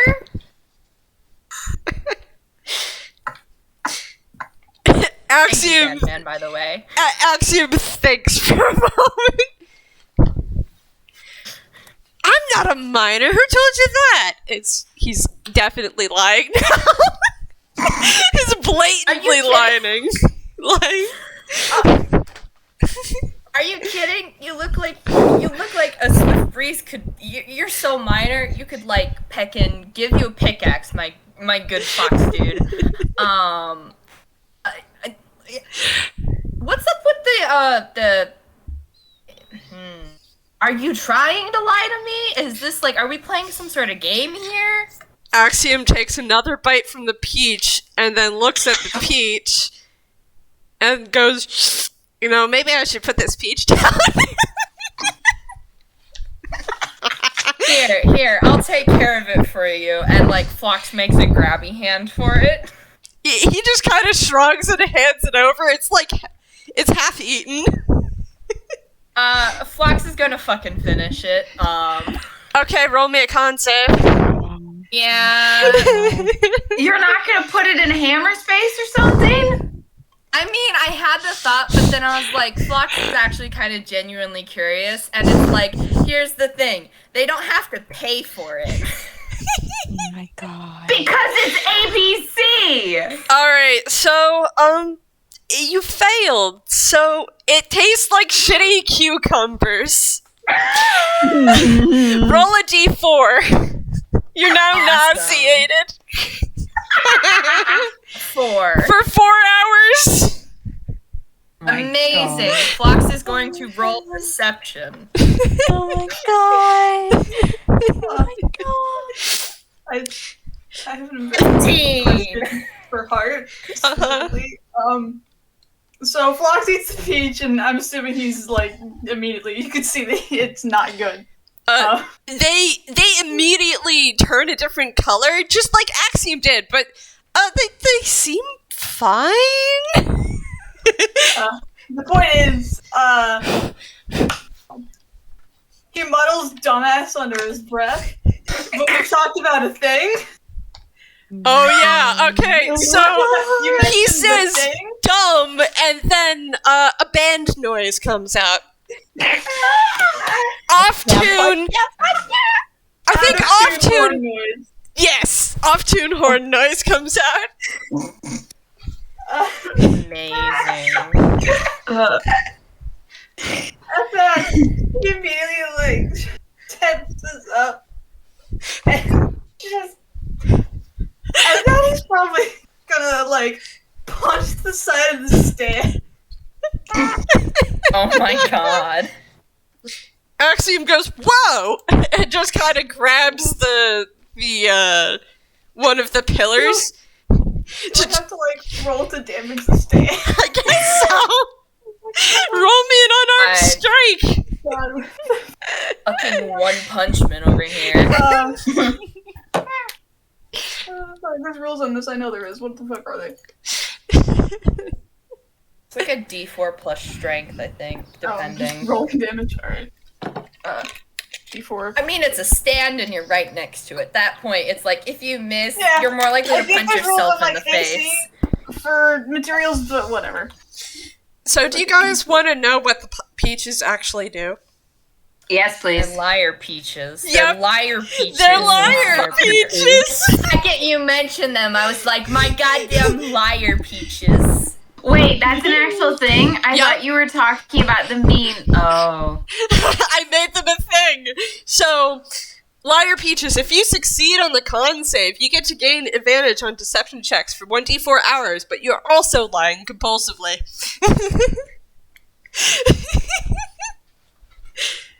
That's what they do. And Axiom just barely made his save.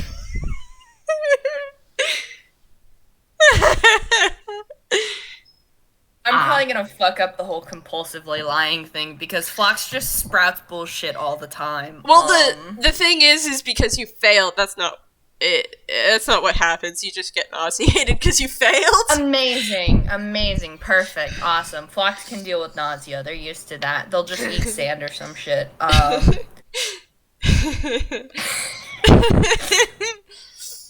Anyways, so Jack, you punch this side and it shifts a little, but nothing much happens beyond that.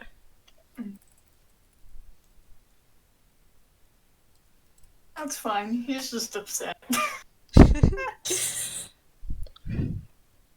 Him is just angry. Do not talk to him. Him angry. I mean, you can talk to him. It's just I'd choose your words very carefully. Oh boy.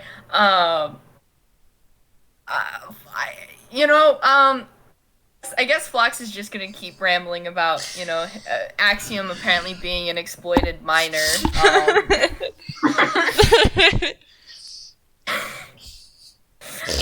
They just, put an elbow on, the counter and, lean on it a little, and they're like, yeah, it's first of all, that tasted awful, but, here's the thing, right? If you are absolutely being exploited by whoever runs this place, technically, as a fellow bounty hunter, if you need a union representative, me and my compatriot, me and my VOD, we're a part of a union, right? So, if you need union representation here, Does the chick who owned this place exploit her workers? Is this are we gonna have to go in and deal with ununionized workers? Axiom just turns his head and goes, I really don't know that. I don't know what a union is. What's that? You don't even know what a union is? Do you at least get dental? What's that? Oh my god, they don't even have dental. You're being exploited. Oh my god. This is awful. Not for me, because, it's not necessarily my problem, but also consider, it is technically your problem. Because, here's the thing. A union is essentially when a bunch of workers get together and they're like, the boss is treating us terribly. And we deserve to have rights not to be treated terribly. So it's then they go and sometimes they have a strike, or they burn down the home of the owner, or trash their car, or well, that's kind of extreme measures. You can also put glue on their doors. Exactly. Yeah. Bird's got it here. Excuse me. What did you call her? Bird. Bird. Bird is the word. Just half. Just half. No, not bird. Just half. Phlox reaches over and like pats her shoulder, and it's like, it's okay. Sometimes it just be like that. But also consider, we help you unionize, and then theoretically we can get your debt to at least this chick like dealt with like peaceably, so you don't have to spend all of your time like mucking about and fucking around here. Because also technically, did you have a parent at any point when you were like younger, or like some sort of guardian? Like, did they just let you wander around and stuff? You didn't have any bures? Axiom's gonna open his mouth and close his mouth and open it again. Oh, I had an older brother. And he just let you accrue a debt to some weird chick in a like amusement park? Technically, he has a debt too, so... Do we need to unionize your brother too? Yeah, I think there's something else going on with him now. He just kind of sets his elbow on the counter and sets his hand in his chin and just goes, Is like your brother having issues? Like, is there like a gang involved or something? Like, I mean, I wouldn't call the Order a gang, but I call it more of a cult, you know, considering...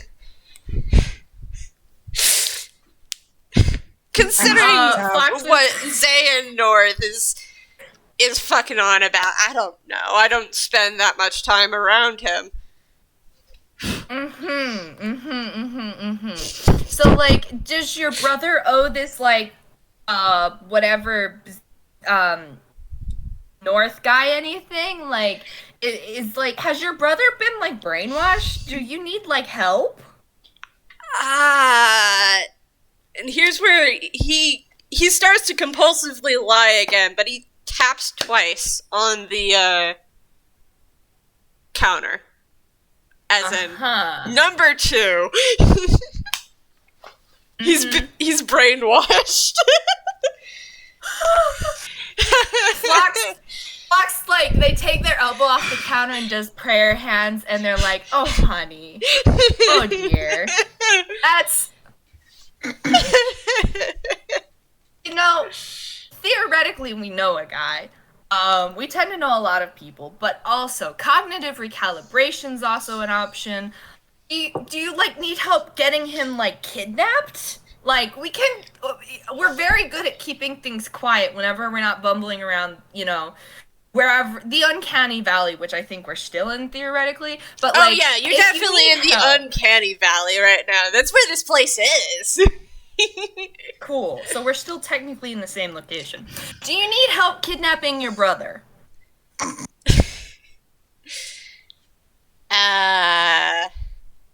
We can make this happen. I think it's a little more complicated than that. Complicated how? I don't know. I don't know that much about magic. Jeez.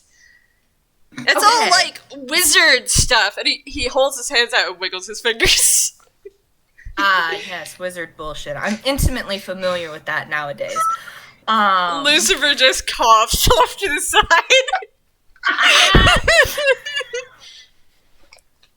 Okay, so theoretically, wizard bullshit's affecting your brother who's involved with a cult that you've been drawn into helping, and you're also in a debt, and you're being exploited.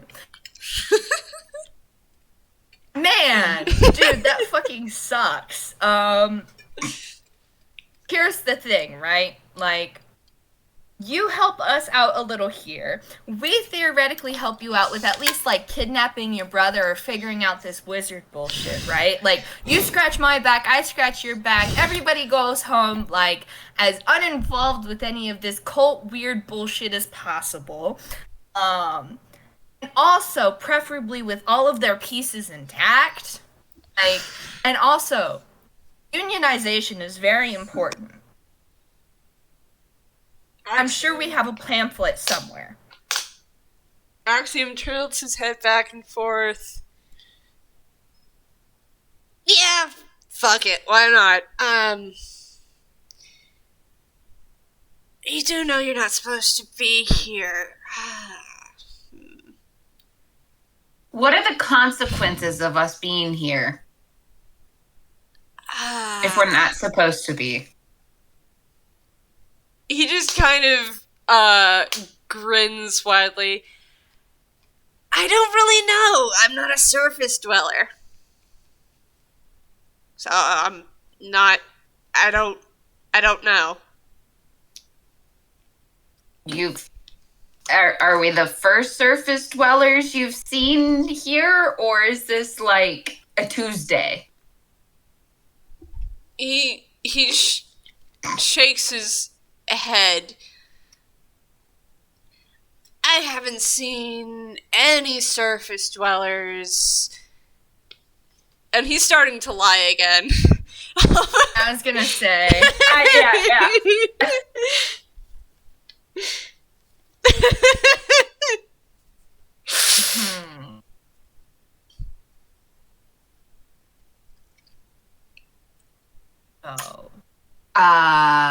Okay.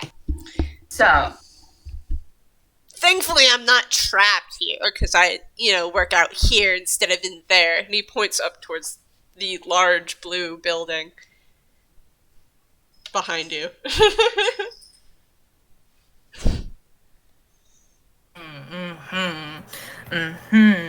Okay.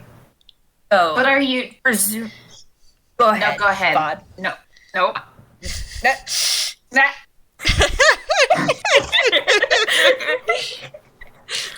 Does anyone else want to say anything? Yeah. In I has been parentheses. trying to bite his Unbiting. tongue a lot. Don't mind Cat. Just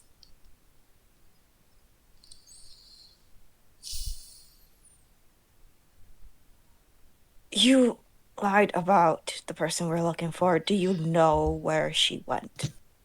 That's all we're here for. He kind of shifts back and forth, and he opens his mouth, but the words out of his mouth are lies, but he lifts his hand and points towards the bathhouse. Hell yeah.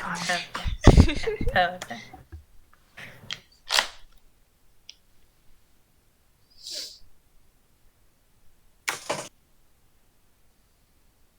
He's got that.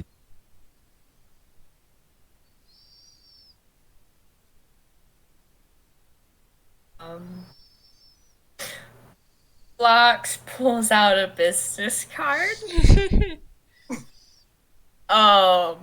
And it says like Clan Claw on it and shit. Mm-hmm. And they like slide it across the counter to Axiom. He picks it up and it disappears beneath the counter.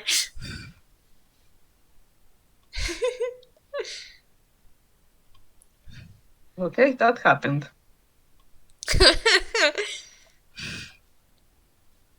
We'll be back, ? We're gonna definitely not go into the big scary building that apparently has no union and exploited workers.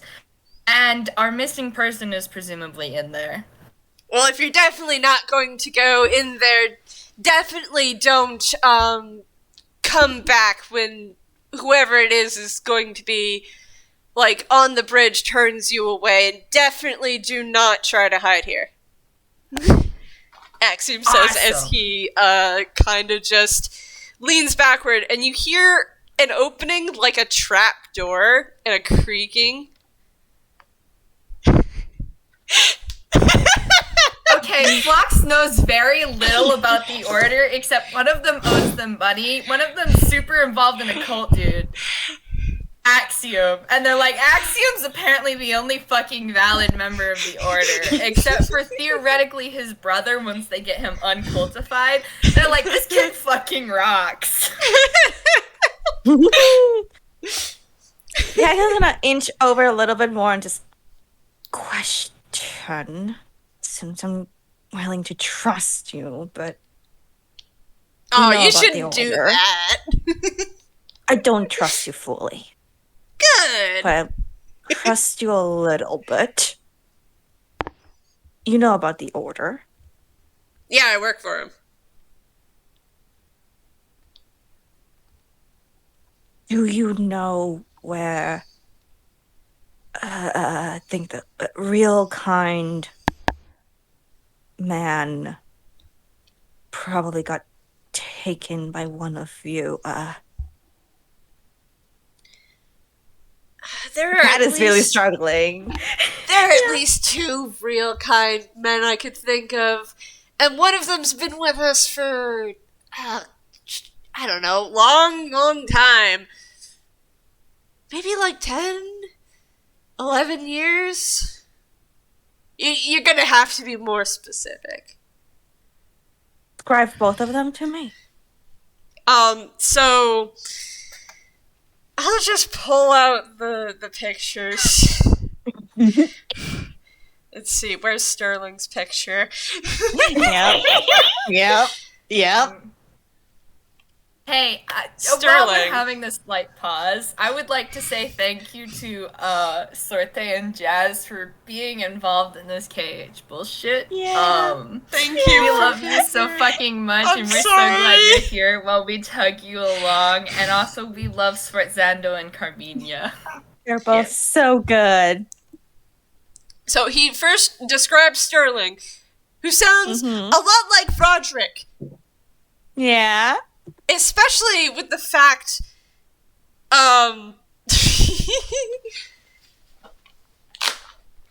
especially, I can't answer timeline questions, especially with the fact that, Sterling has blue eyes. You remember, before they came back, Roderick had blue eyes. But after they came back, Roderick had gold eyes. So that's very weird. And then he describes Sirius and says, you know, that one is not really, like, a part of things, as far as I can tell. I think, ugh. You You know know. where that one is. Last I checked, they were in jail somewhere in the Pixar Protectorate. A place called Timeless Hollow. Yeah. Cat gives a big sigh and just nods and just, thank you.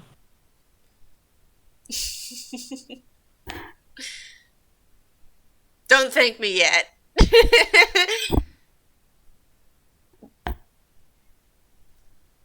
Okay, so we're going to go definitely not get turned away by someone on the bridge. We're gonna go to the bridge. This is gonna be... We're not going to go to the bridge. That's what we're not going to do. And we're definitely not going to have Bandman carry our wonderful, wonderful, poor stitched friends. And we're definitely not going to come back at any point and see you and do... Yeah, okay.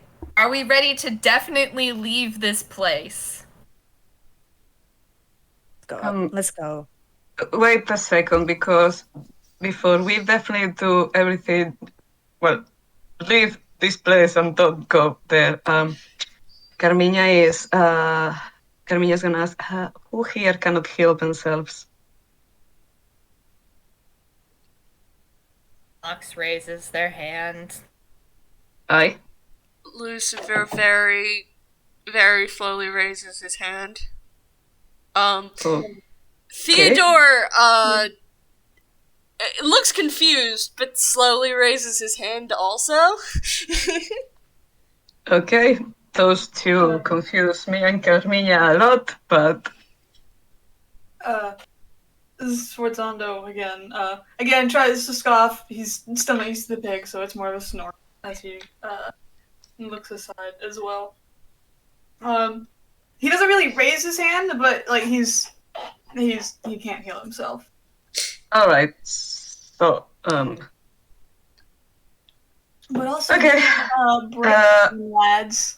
Yeah. Now's a good time. Now's a good time for a break. So as Phlox, you get turn away from Axiom... wait, I just wanted to give a cookie to each person who cannot heal themselves. Oh, okay, cool. So there I am very are... slow, sorry. Yeah, there are... Because there's half a dozen in there, there are 6 cookies. What? So, yeah, you definitely have enough to even, like, hand out to all the people who can't heal themselves. Yeah, I'm gonna give 2 to Phlox, yeah. 2 to Phlox. Thank you. Sforzando doesn't take the one you offer to him. Can I still try to put it in one of his pockets without him realizing or whatever? You can try to sleight of hand it into his satchel. Roll sleight of hand to see if you put it in his hammer space. Okay, He has a decent passive though. So,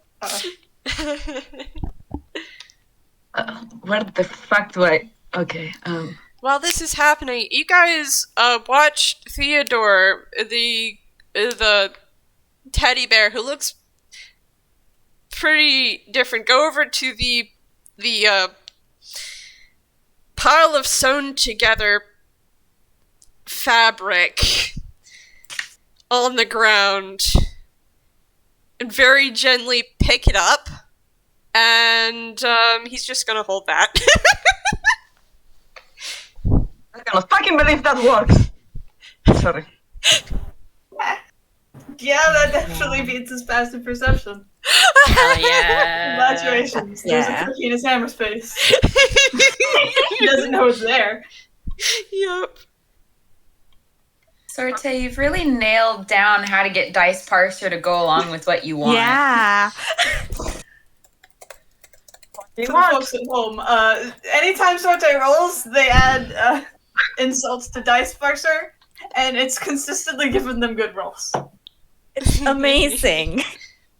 It's terrifying. I have cracked the code. You just gotta Yeah. get Uni to do it. Okay, sorry. Maybe we can, after the break, talk, because I just want to make sure I have given everybody a cookie and I have written it down. Yeah, good. Luciver does accept the cookie, and he just kind of, he pulls out like a handkerchief and wraps it around the cookie. Okay, and then no, puts it in his wait pocket. a second. What? Is Carmiña is gonna ask, is this gonna hurt you? Because that's the opposite of what I want. No. Okay. It's not going Okay. to hurt me. I can eat cookies and just be fine. What are you talking about? Is this cookie gonna be up for you to use on yourself with... Damn it! This is literally Carmiña right now. Fuck it, it's not me. But I'm trying to say, are you gonna use this cookie? I don't care why. I don't care. Do you want to watch me use the cookie? Cause Damn it. No. No. My ankles do kind of hurt a little bit.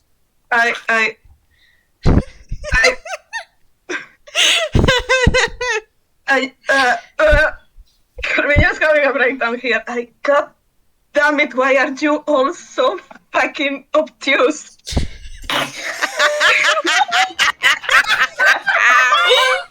I with that, we're gonna go to break. We'll come back to this. Okay, We're back, everybody. Amazing. Our beloved. back in a sec. Sorry. Ay. Where is my...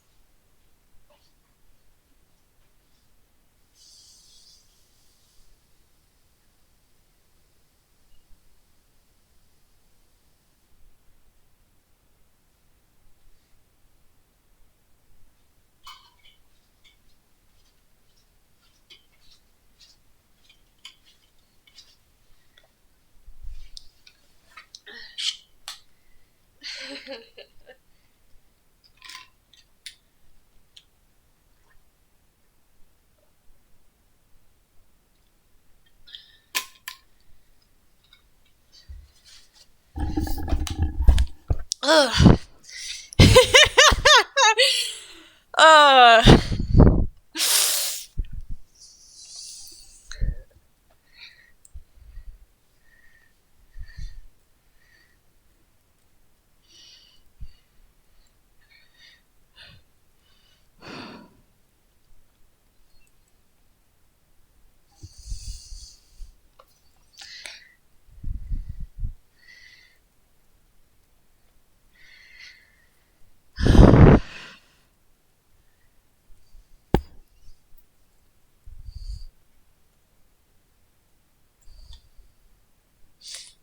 I'm gonna make sure to take the Axiom picture off the video.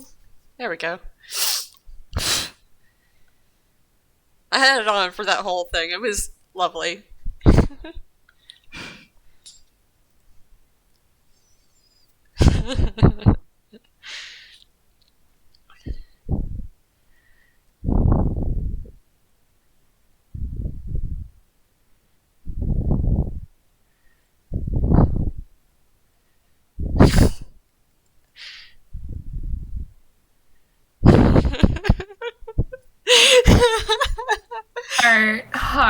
Heart. What? Heart. I told you wouldn't like what I do. No, I just... First of all, I have feelings over Lucifer, and that's never going to stop. Second of all, I am just sitting here, and I can't believe you let Phlox get away with any of that. Honestly, because everyone else was being so, like, antagonistic towards him, and Phlox was just... It's because Phlox did not come at him like they were going to try to kill him. Amazing. Gaslight girl boss gatekeep. I also am like, I was so fully in character in the moment, but also in the back of my head I was just like, what am I doing? What am I doing? What am I doing? Also, Phlox is fully committed now to unionizing and also kidnapping Ziggs. So you remember that whole game idea you had? The thing is they have to find him. 'Cause yeah. Right now, I think technically in Eclipse Cathedral canon, right now, Ziggs is getting threatened by, Decimal. Amazing. Wait, no, that happens before... Okay, no. Ziggs is in jail. That's it. Because... Awesome! Right, that game happens before Lucifer's Travels 1. That was a month ago-ish? More than a month ago for this time frame. I all three of us were like downstairs yelling, just like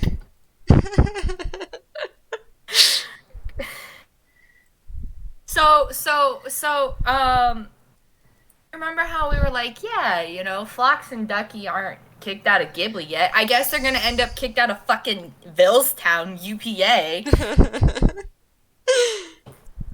Here's the thing. Phlox in character is fully fucking committed. Fucking kidnapping Axiom's brother now. They have no idea the context of anything, but they're like, okay, so the orders are cold. Okay, theoretically. Yeah, okay, Yeah. that kind of fits with what I've been picking up. Yeah, the order is a cult. At least that's because Xehanort helms it. Yeah. And so then they're like, okay, so definitely, we get this kid on our side. That's good, because first of all, you're in such a shitty situation. Like, it wasn't even like, there was no tactical thought to that part of just getting Axiom out. It really just was you're a minor being exploited and you don't have a union. And then they partly want to, like, beat Ziggs over the head just by, like, letting Axiom, like, run around unsupervised and get this debt. So just, like... there's another layer to this. And I can't share it with you, but it's gonna be hilarious. Phlox really pulled a Zalbert.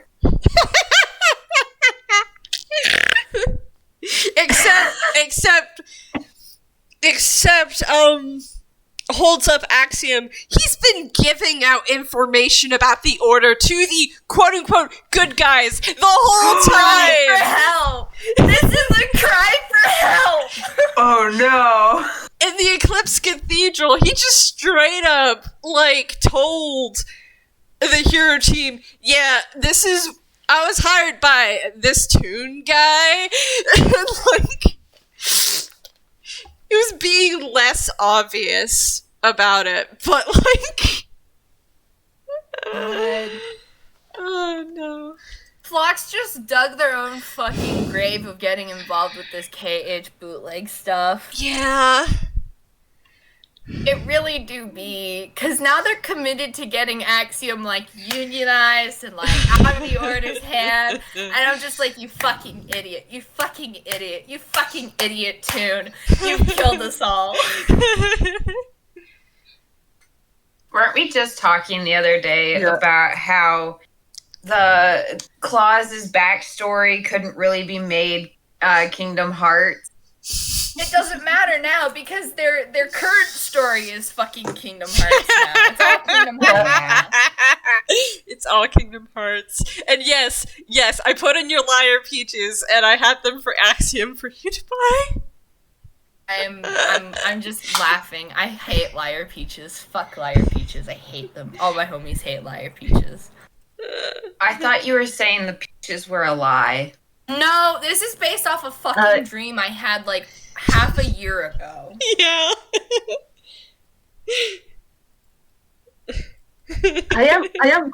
I just kind of first I assumed the peaches were a lie, and my brain went like, yeah, sure, that makes sense because well, we are where we are.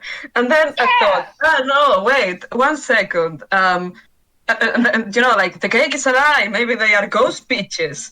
And then when all of this happened, my brain went like, oh, of course, it's Kingdom Hearts again. That's why everybody's yelling about it. Aha. I had a dream like half a fucking year ago having to do with like being at like a buffet or some shit, and I went to get like a pie, right? And it was supposed to be like a peach pie, and I was excited about it, and it tasted like shitty cucumbers, and I was so angry in the dream, and I woke up angry about it, and so I bitched about it to like Heart and stuff. Oh And then Heart was like, can I make this into an item? And I was like, fuck it, sure. I hate them, do it. Oh my god, I love this. And also, it's fucking amazing. Also, by the way, Hearts, sorry if Carmiña is a little bit off, but I cannot imagine what she will say more like, what? By the way, you could have tried to haggle with him to try to get the Arcanist pastry. Yes, yeah, well, Haggling is an option.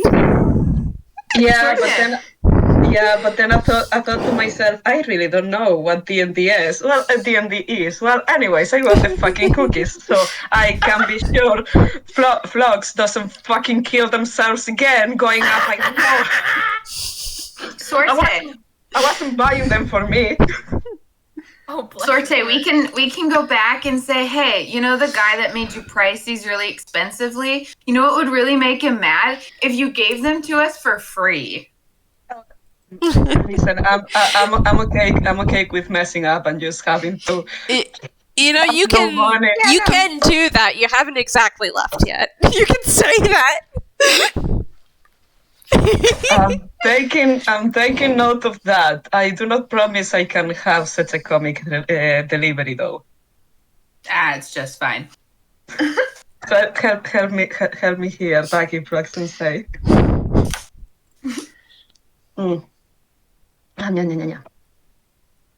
Fox has inadvertently become the face of the party, and I don't know how I feel about this. Hell yeah.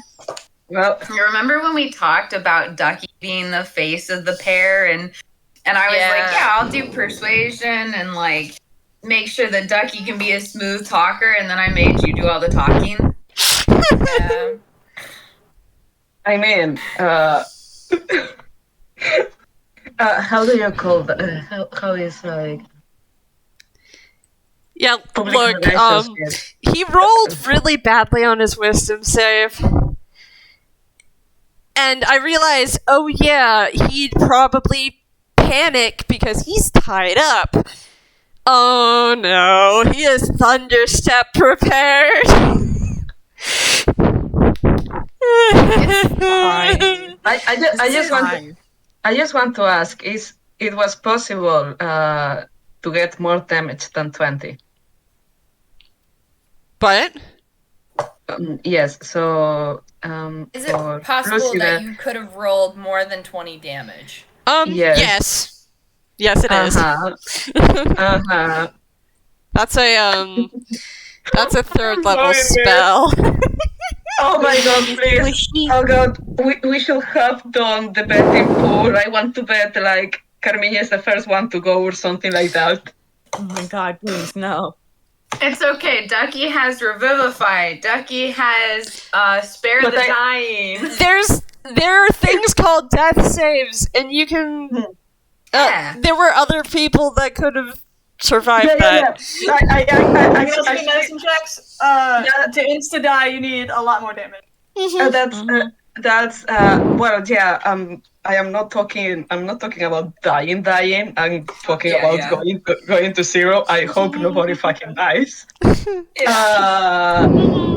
It's not the coming back up. It's the fact that Carmiña was the first down. Mm-hmm.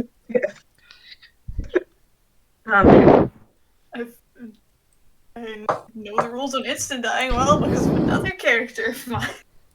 It was coming very close, at least twice off the top of my head.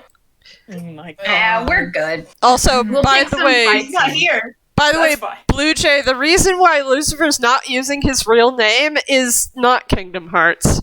It's just because he's being chased. He doesn't want to be, like, known. Phlox has his wanted trading card and everything. Yeah, Phlox has it. There's no name on it. Just so everyone else knows. Yeah, do you guys also want to know a fun fact? Phlox doesn't carry that one in their hammer space anymore. The rest, it's hidden. So, good fucking luck with that. Ducky ate it. Ah, That's a joke. Baby For ate it. legal reasons, that's a joke.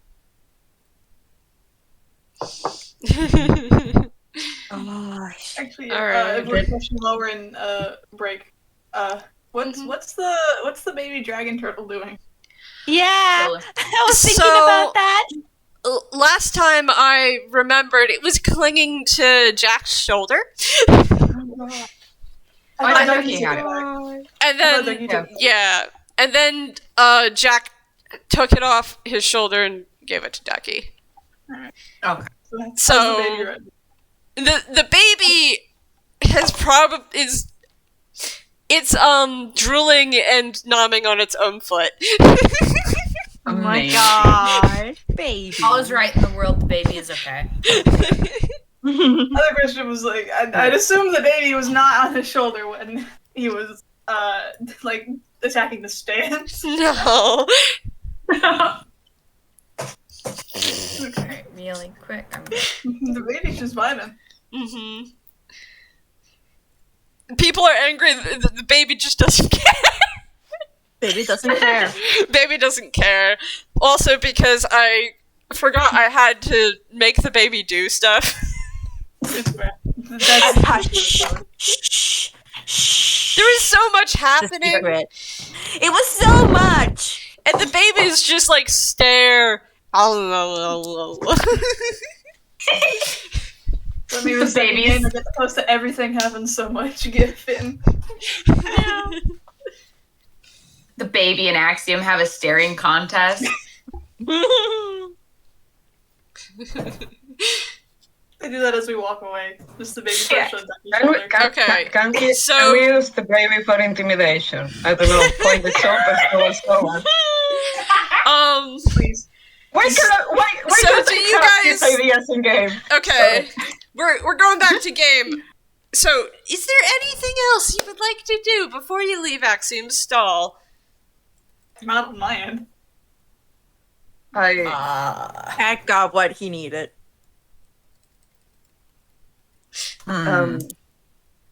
Not with Axiom. I just want to make sure if Luciver is not gonna be hurt by Carmiña's cookies. Oh yeah. So come back to that. Lucifer Yeah, I think- just holds the cookie up and goes, "It's not going to hurt me. It's fine."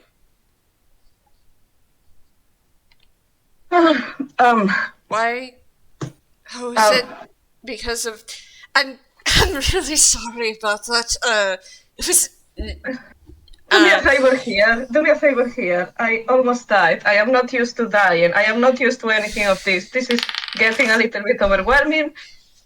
Just do me a favor here. Should I give you the cookie to you or someone else? Don't tell me anything else. I don't care. Please let him keep the cookie. Lucifer just kind of hands the cookie back, and he reaches in to his hood, and this is a joke, by the way. Me rolling is a joke. This is a joke. Anyway, /J. He pulls out what appears to be a potion of a potion, and he kind of swirls it around a little bit. It's fine, I've got this, and he puts it back. What? That's a potion of greater healing that Lou gave to him in Lucifer's Travels 1. Yup. Okay, you know what? You can keep the cookie and do whatever you want with it. Just... does everybody have their cookies? Phlox gives a thumbs up around a mouthful of cookie.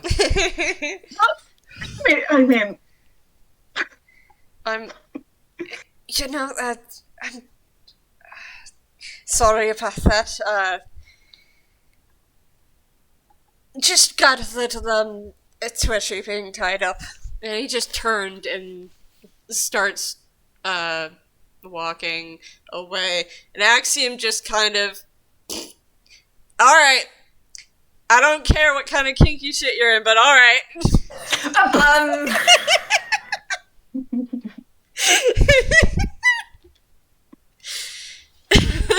I'm a little more concerned that was where your brain went to first. Aren't you supposed to be a child? What are they Fuck teaching you, I'm 17! Bleh.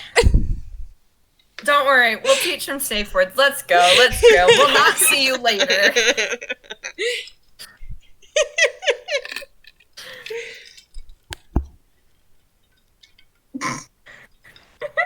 Are we all just leaving now? Can we just say we're leaving now? We'll come back later. Yep, We'll definitely yep, not yep. come back later. Definitely not come back. Not at all.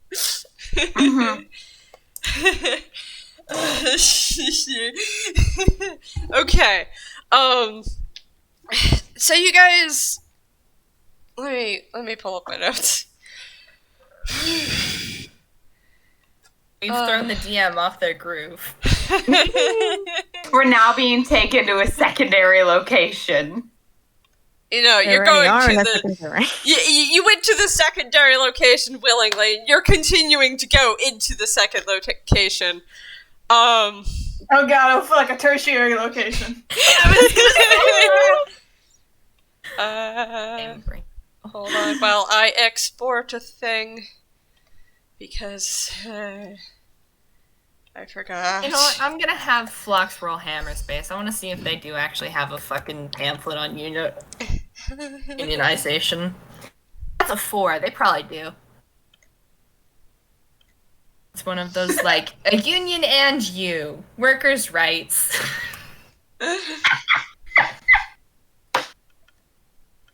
Alright. So, if you'll look to the map channel, you'll see a very large bridge leading up to a...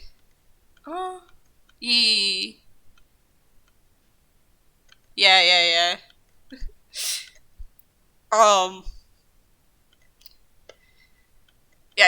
You walk around the clock in the middle of the square, and before you sits a very tall building in gold and blue stands across from the main square where a matching standing clock sits. Yeah, that clock is blue and gold. It's very fancy. Before you is a very long bridge with... and as you're watching it, the blue on the railings kind of, like, fades in and out.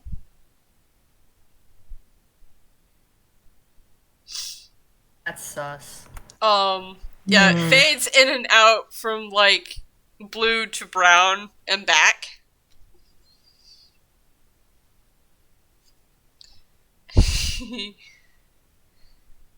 I guess roll Arcana. Is that a thing? You can roll Arcana. Okay. Yeah. Hey, rolling Arcana. Scribes things suspiciously us. Yeah.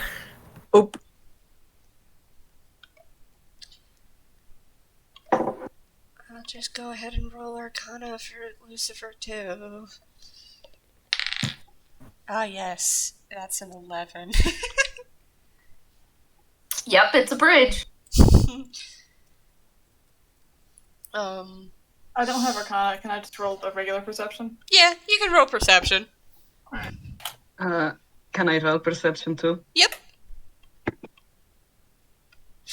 Really weird bridge.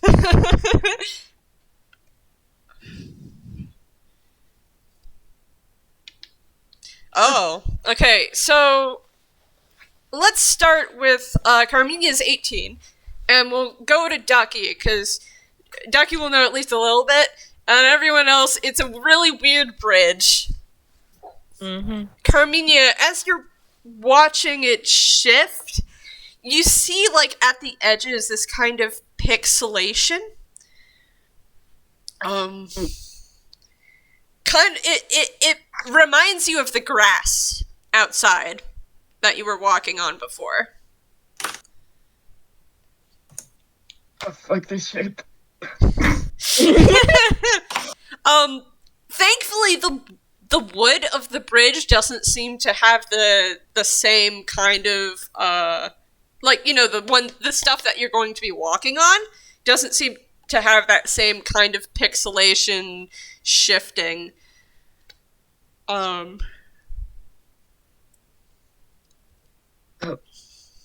Can I poke at the pixelation thingy? Yep, you can walk up and poke at it, and as your finger touches it, it kind of feels... No. What? Okay, never mind. No, never mind. Go ahead. What are you gonna do? How are you gonna poke it? Fingers now. If she loses her fingers, so that's not... Go ahead. Okay. As you poke at it, whatever you use to touch it feels kind of buzzy. You know, like that pins and needles feeling? Fuck this shit. Weird as bitch. Ducky. Yes. Pretty sure that the blue is what you're supposed to be seeing, and this is an illusion spell.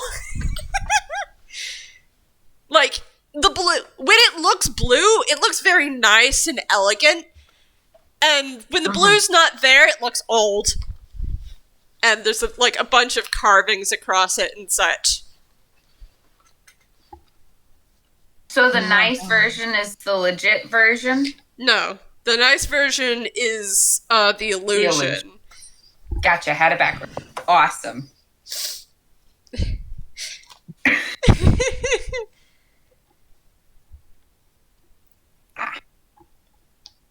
Let's just go. Keep going carefully. Tread lightly. Nah. I don't plan to tread heavily. Don't tread at all. Just yeet yourself across the bridge. That'll work. Do a long jump. We're going to take a really small break right here. For a couple of seconds. How's Jack doing? At the moment, he's just kind of letting everyone else do their thing. He's very quiet, though. Mm-hmm.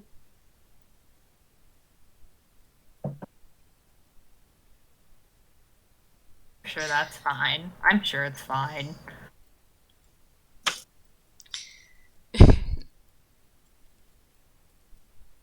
Also, consider the baby is looking at Axiom. Consider the child. Consider the child. The child. The child is currently wiggling in Ducky's arms, going ang yang yang yang. Ducky will mimic the noises and make wiggly fingers. At the baby. Wiggle their fingers at the baby. The baby's going to reach forward and start on Ducky's fingers. It's fine.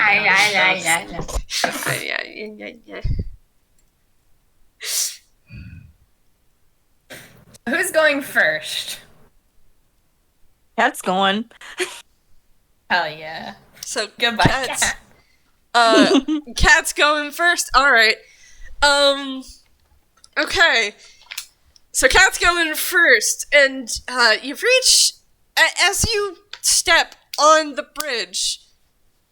You notice that well, it had looked to be, about noon for this whole time. And suddenly, it's like the light quality is going down, like the sun is going down. Is everyone joining Cat on the bridge? Yeah. Phlox is following. Carmiña is following too, sure. Mm-hmm. Going on. You get about halfway across the bridge,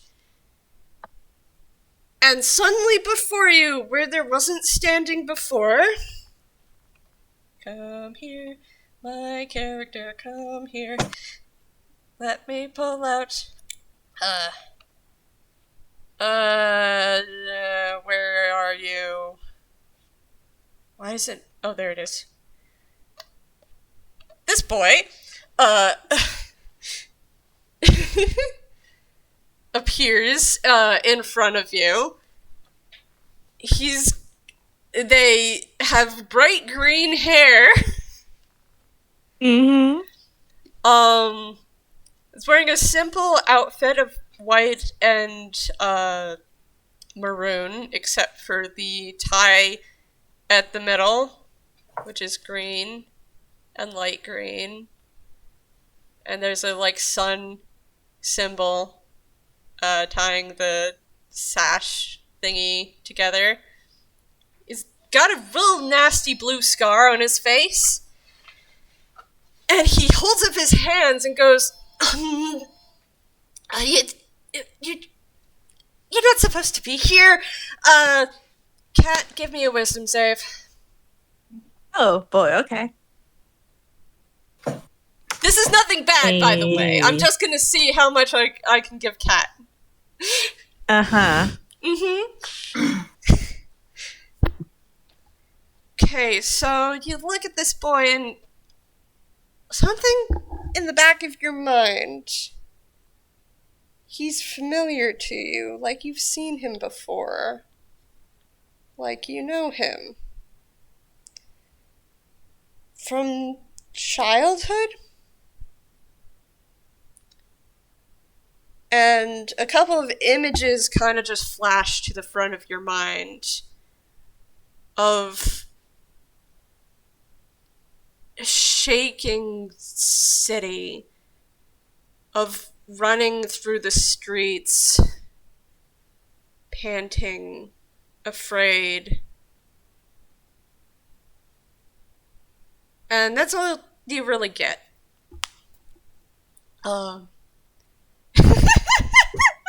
Cat takes a step back and just looks at this person and just, do I know you? What are you doing here?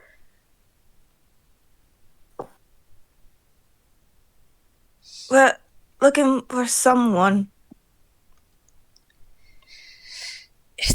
It's almost night. You can't be here. It's almost night. You have to leave.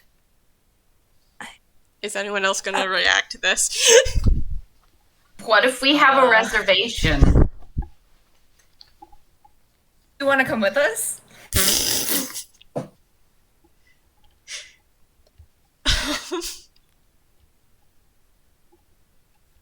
How's Jack reacting to this? I gotta get everyone's reactions. Collect them all. He probably, just, we've got a job to do. Wait, but Carmiña is thinking about what Axiom said before.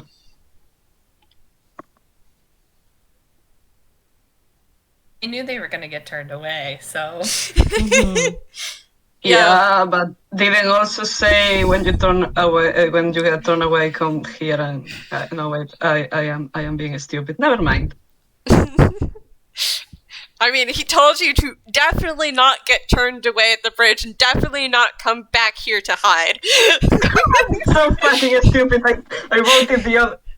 Well, oh no. Ah, shit. No, wait.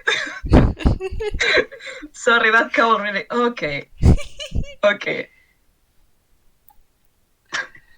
Carmiña is expecting having to run away for some reason.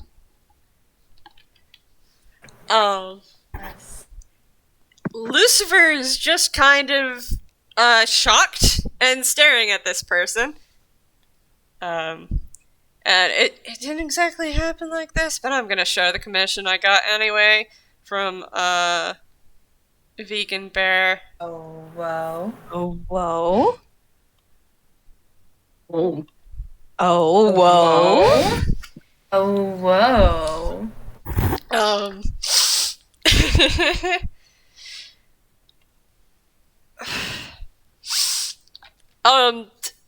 So this person looks at Phlox and just kind of blinks. I can't. If you don't leave now, they're going to catch you. You Back gotta later and we'll leave. unionize you.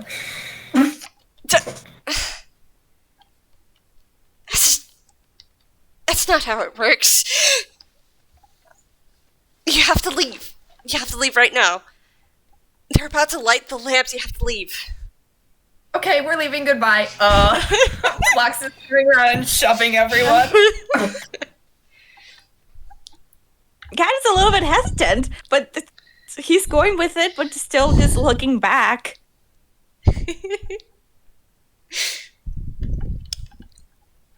Going back to the fox, going back to the fox, going back to the fox, going back to the fox. Going back to the foss? Definitely not going back to the foss. Wink. No, I just.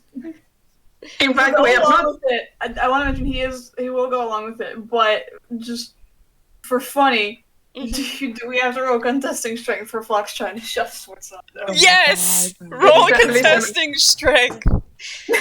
This is gonna go great. Listen, if someone is still, Carmiña is gonna help to shove everybody out of the bridge too. Like, Yeah, Theodore, or Theo, is going to scoop up Lucifer, because Lucifer's not moving, and turn and, I just heard audio like fist pump, I'm pretty sure. Yeah, I threw my arms up. That is funny. Audio beat it out by 2. So you got him off guard. Congratulations, you managed to beat Sforzando in a test of strength. Does that mean that Hey. Sforzando's shoes are, like, kicking up dust as he's being pushed across them? No, since it was just like 2, I think you just like you shove him and just like into his back, and for just like a split second, there's it's not like a dust cloud, but there is the tune thing of someone just kind of just stiff, and you're shoving him, and he immediately, like after a bit, he just like steps aside and starts walking like beside you.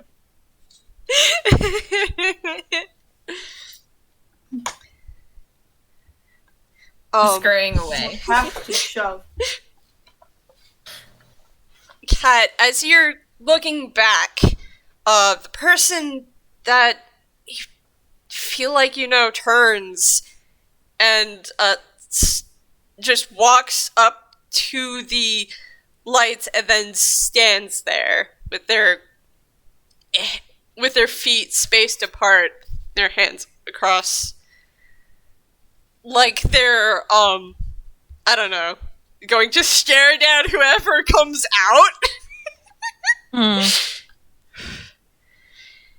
And you guys leave, and the clock, as you pass it, seems to light up as it gets darker and darker. Are you guys actually going to go back to Axiom's ramen stand? Yes. I mean, Phlox is.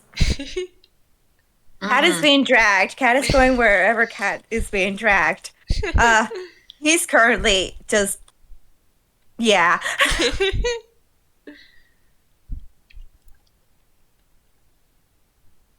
Carmiña? Oh, yeah, definitely. Like, she's following Phlox. Fox tried to show us Sforzando, and he stepped aside, so he's walking along. But I think he's still like being led by both Phlox and Carmiña at this point. Ducky? Ducky would have gone along with pretty willingly, but was definitely watching the person they left as they go. Okay.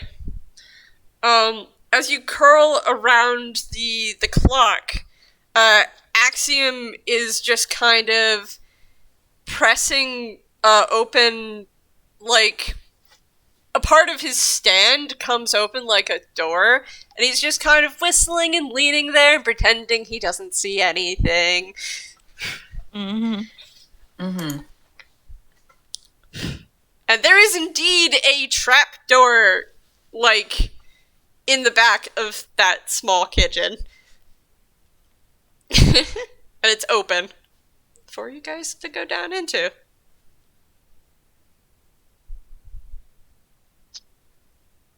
Let's go. Phlox is like, Phlox will shove everyone inside if they have to. Yep, me too. Alright. You guys go down, and it's pretty dark down there. You start to hear dripping before you come out into what appears to be a sewer. Oh, lovely. Joy. Yay! Is this the part where we He's roll? already nauseated, so I won't have to. Oh yeah, Phlox, roll me a con save, not throw up. Thanks. Amazing. Can't wait for Phlox to bomb this shit.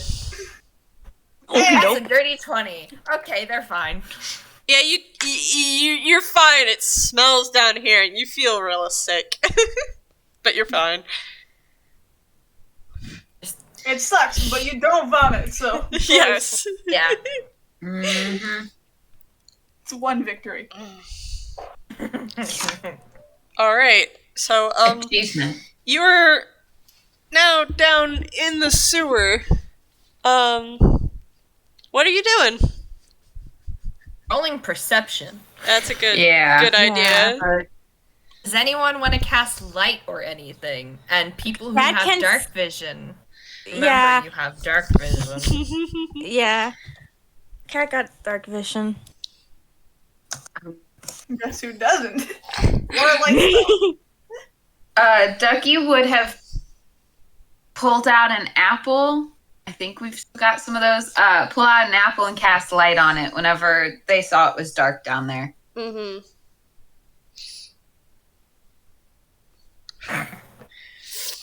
Oh. Woo-wee! Okay. I gotta roll perception for my two boys. For your boys. My boys. boys. Your boys. Guess who's back? It's the boys. Perception. I love how it has become. I am in the point now that if I am not threatening Dice Parser actively, I only get bad rolls. You know? Teddy, what's your perception? Huh, that's a +3. That's pretty cool. 13. Okay. So as you look around, you do hear the creaking sound above you, like a door sliding shut. And there's a path you can take. You're not like close to the water of the sewer, but it does seem that this probably goes throughout, I don't know, probably the stalls that you saw and walked through. Let's see. So, let's see. Phlox. What was it? It was 18? I think it was 18. Yeah, that's 18. Okay, Phlox. Phlox. And Cat. So, as you're looking around, you do notice, these kind of blue and green lights that are starting to appear and dance around both Lucifer and Teddy. And Lily's there too! I totally did not forget her. Forget about her at any point. Mm-hmm. We miss her so much. Wait, Phlox got that with their 7? Oh, Phlox. I'm sorry. I thought the 20 was. No, Phlox did not get that. Mm-mm. Sorry, just Cat. Just Yeah. Cat. Just Cat sees this. Yeah, because the next item was me with the 15, so. Yeah, sorry. Cat. There's fairy lights around Lucifer, Teddy, and Lily.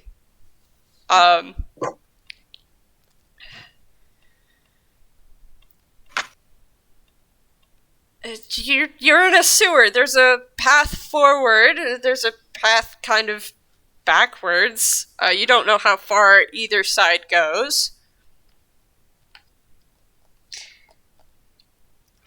Which one seems to be heading towards the bathhouse? The path backwards.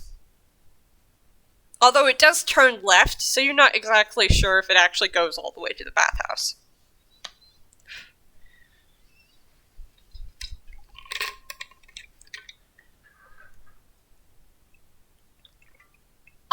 Phlox is gonna look at the others, because it's like... Do we head towards the bathhouse? Do we head away from the bathhouse? Are we just gonna sit here for a bit? Have a feeling that something happened on the bridge. It's fine. We're gonna ignore that for now. That's stuff for later conversation. Let's just go towards where the bathhouse should be. I mean, we can always run away. If necessary, I guess. Yes. This is how we can smuggle our missing person out. As long as the sewer connects. I mean, it's a bathhouse, right? The water's got to go somewhere. Yeah, if not, it will be quite a nasty bathhouse. You know, I swampy. I didn't know. I've never been in one. And Theodore's like, oh, right, and puts him down.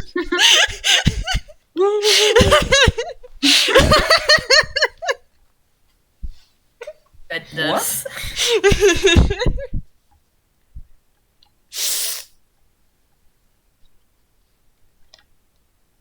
Well, I guess we get to find out, huh?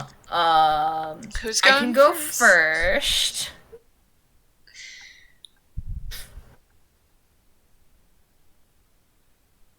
Dead silence. That means you're going first, Phlox. Yay! Hopefully nothing explodes. I guess we need a marching order, more or less. Yeah. Who's following Phlox? Because Phlox has now self-volunteer to lead.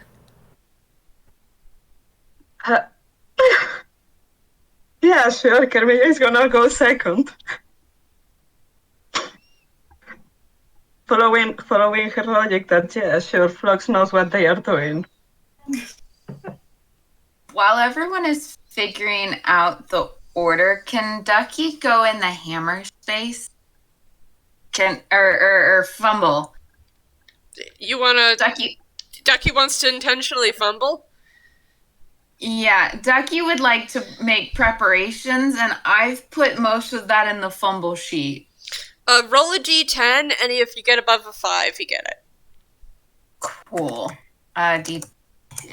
Mm-hmm. Alright, you got it. Are you pulling out the fucking Molotov again? Shut up! Yes. So I need to do it again, then. Yep. You can start doing it as you all start walking. Mm-hmm. Nope, you don't get it. You get something else from your fumble sheet. A metal canister of flour. That's not quite it, but that'll work too. That'll get shoved in the hammer space. And then Ducky will go in again. I have to admit, I hope we don't have to roll survival because neither Jack nor Kat spoke up, and Phlox is in the lead again. Yep. Kat is having internal turmoil. Don't worry about it. Okay, Jazz, you were gonna speak. I was just saying that Sforzando probably motion for Phlox to go ahead. It's like you spoke up, go on then. Is Jack gonna follow after Phlox though? Well, after Carmiña.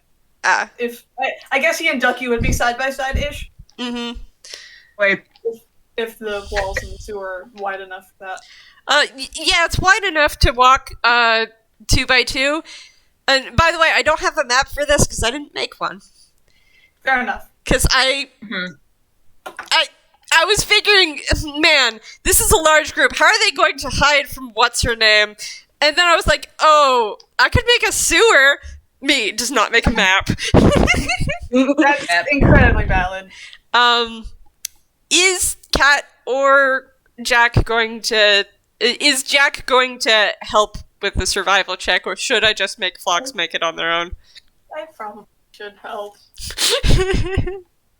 But we'll see what Phlox rolls. Okay. Oh, yay. I was putting down really quick. 1 second.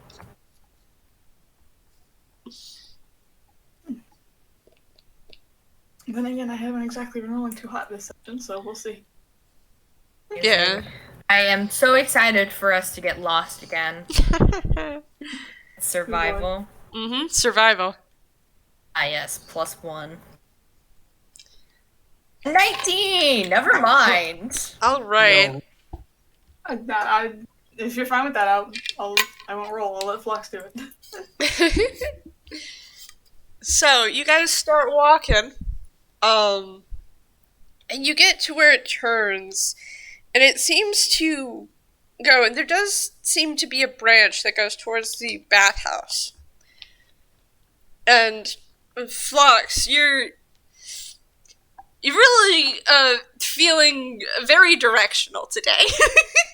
You're pretty sure this is towards the bathhouse. It's the Sableye instinct kicking in. Yes, exactly. So you lead everyone down this path, and it seems to just kind of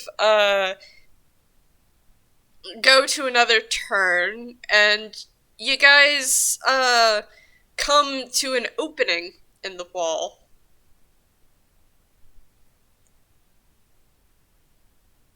And as you're looking out, you look up, and there's the bridge.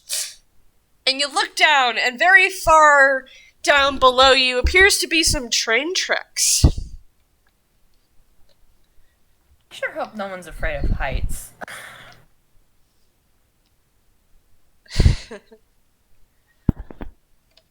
So, what are you doing? can we do a listen real hard for a train noise?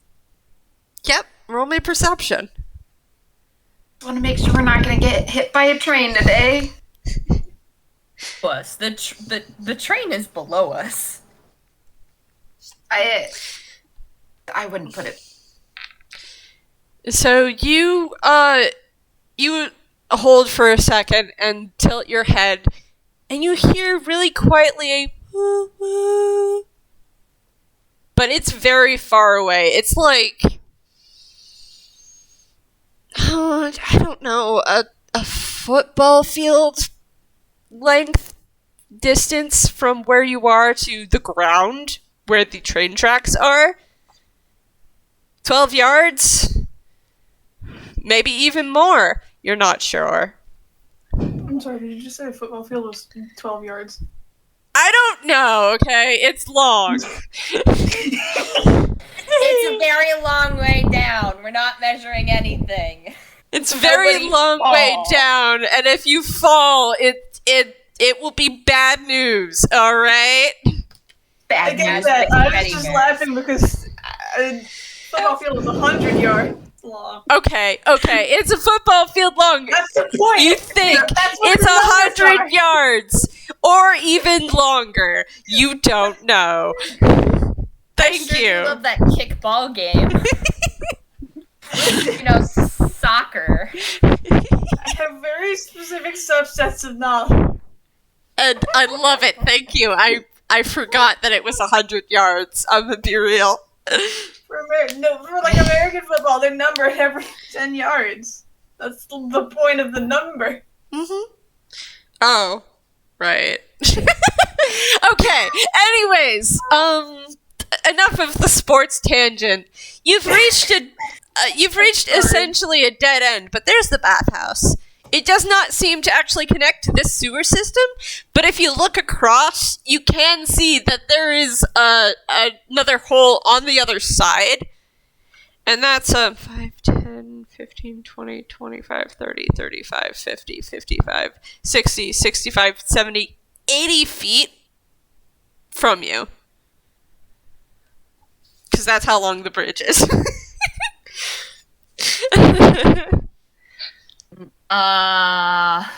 So no just running and jumping, huh? No, I would not recommend that. I feel like that would very quickly end this campaign. Okay. Please don't. Phlox would do it.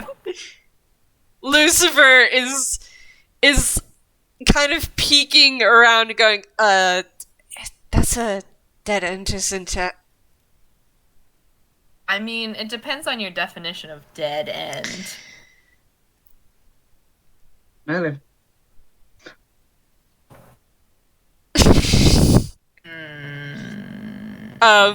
Theodore goes, because he got that joke.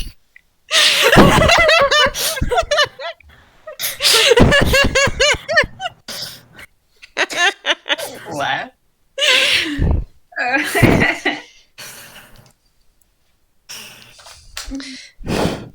So, how far up is the bridge from them?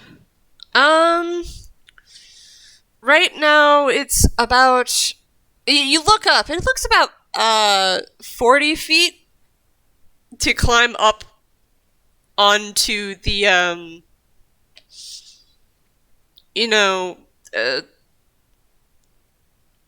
the side that you just kind of ran away from. Uh-huh. As you look up, it's really weird. It's like the stars suddenly came out all at once instead of appearing one by one. Whack. And it is dark. It's night. And you are hearing some, sounds of, people up above you.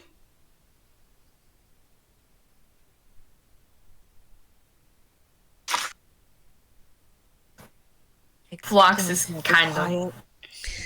We forgot to ask their business hours. No. Axiom said they come out at night. They're nocturnal. Axiom or the people of the bathhouse? Something, setting up the stall having to do with, he was there early because everyone else was asleep or something? Yep. Sure. So presumably they're nocturnal, like raccoons. All right. Maybe they do. Maybe they do know about rapes then. Fair point.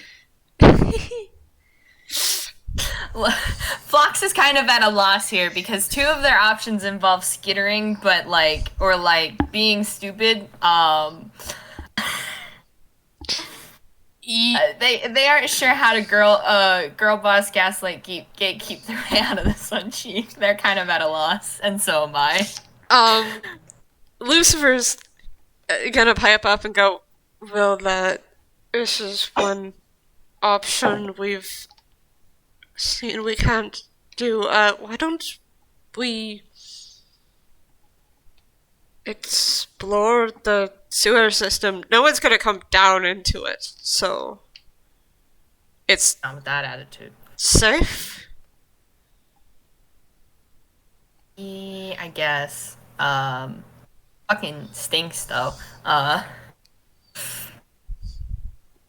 Oh, it does. All in favor of not trying to yeet ourselves off the side or skitter up the top. Say aye. I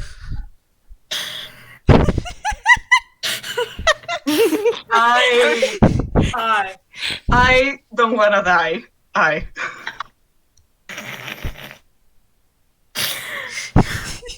missed what you said. Awesome, cool. I'm gonna go. Whatever rules. Sure, we can go back inside. I wanna throw a rock towards the bridge, like fuck you, bridge. But I don't know if All right. So you guys go back inside the sewer? Yeah. Apparently. Okay. You easily navigate back to the area right underneath Axiom's stall. There is more to explore, but it doesn't seem that there's any other pathways that way towards the bathhouse. Mm-hmm.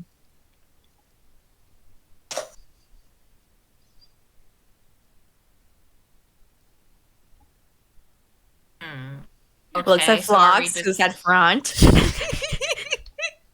Okay, is Phlox gonna roll survival again? Is anyone gonna help? I wanna. You wanna come in? No. Oh, you could do it. Carmiña, should assist Phlox senpai. Yeah. Yeah. When this is Phlox, he gets advantage. Oh gosh, fucking hell! Why didn't say anything? Alright.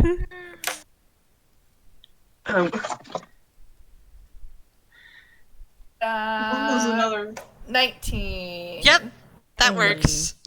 It's because you're underground, I swear. It is. It is. Unfortunately, it doesn't seem like Carmiña is much help, but that's probably to be expected because this is a sewer, and Carmiña is a farmer, and sewers. The farm doesn't have a sewer. Sewers are just a commodity of the people who live on the cities. Yeah. They do not really know what it is to shovel your own shit. Sorry, I'm gonna shut up. Anyways, it's okay because Phlox has got this. So Well, I'm gonna write that down on reasons why Carmiña believes blindly on Phlox.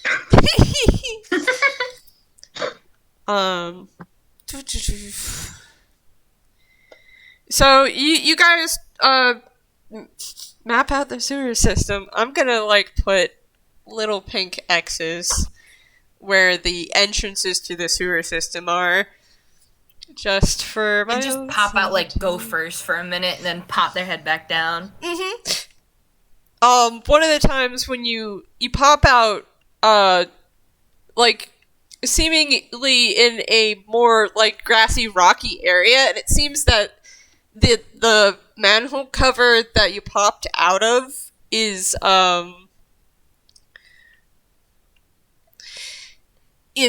like one of those hidden ones, and you look to the side and you see a couple of like glitchy see-through black forms relaxing on what seems to be like beanbag chairs and what's it called? Swing. It's a swing of some sort. A hammock. That's it. Yeah. And in front of you seems to be a clothing store. Oh, whoa.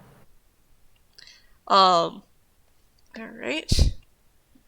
Save as with sewer entrances. I mean, Phlox would duck back down after waving to the people and be like, hey, so, thoughts on disguises? Ninja Turtles. No, we're not being the Ninja Turtles. I do want to say, so all those pink X's there are the sewer entrances. Ooh. And, so you're talking about disguises, yeah? We'll get to this last pink X for a moment.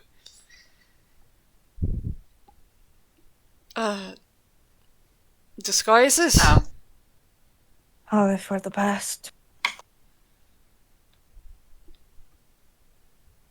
Cool. Are we stealing? Are we like, give me something to work with here, because I can go steal whatever, right? Like, but, you know, are we gonna have some sort of moral conundrum here? We're gonna get cursed. I feel like if you're selling cursed clothing, that's a bit, I mean, some people make it so if you break in that you get cursed. yeah, but do we know if this stall is cursed? Do we know that this stall is not cursed? I don't know. Do you want to go check? Is Jack going to pipe up? I was just gonna mention that, like, at the bringing up disguises, he doesn't specifically object, but he's kind of off-put at that. Like, he doesn't say anything, but again, he's not really hiding his feelings very well at the moment, so I'm not gonna have a roller. Yeah, also with the fact of being toony makes his emotions more apparent. Oh, definitely. If anything, I can give you some money for you to just leave. Without, even if you're not properly buying it. Just to cover our bases. Oh, it's not the stealing he was upset with. It's the thought of, like, disguises themselves. Mm-hmm. I'm sure it's fine. I'm sure there isn't if you some sort of wanna- terrible... I guess if you want to roll insight to try and figure more out about that, you can. Sure, why not? Might as well.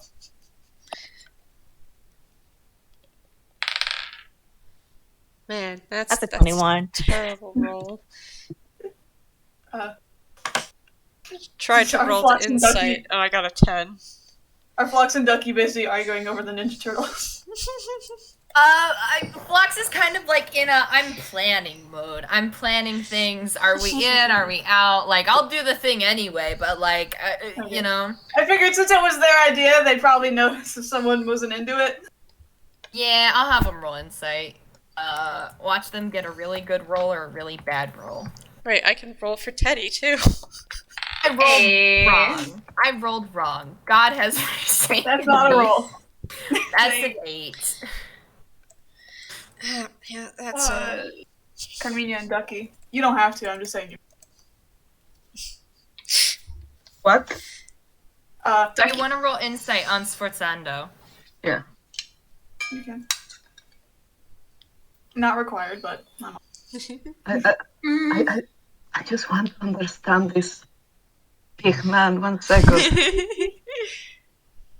Ducky's considering other things at the minute. understandable.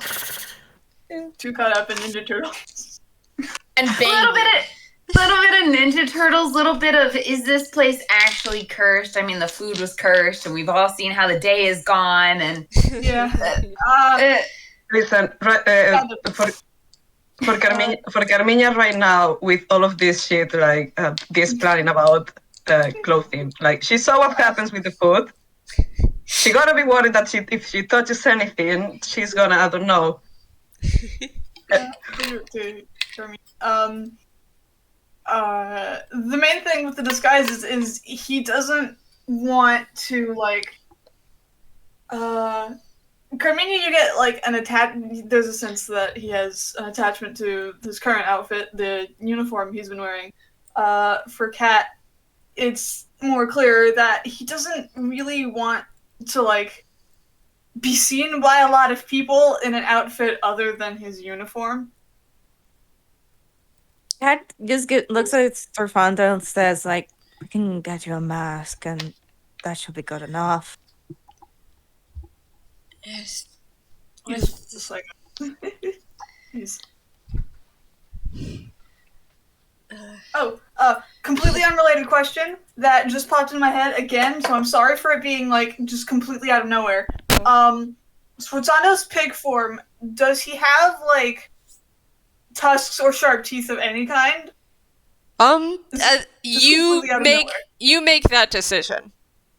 Because I feel like he might have, like, tusks. Cool. But that was completely out of nowhere, and I'm sorry for it being out of nowhere, but I didn't want to forget it again. Yeah, okay, yep, as Katrina, as you're watching, God damn it. Oh. It's sharp, pointy teeth are poking out of, you notice the sharp, pointy tusks. He's got tusks now. God. I'm saying no, but it makes sense. It's also God. But I'm confused, okay? I told you that it's your decision, and now I'm confused. Look, Commit. I'm just kind of head in hands.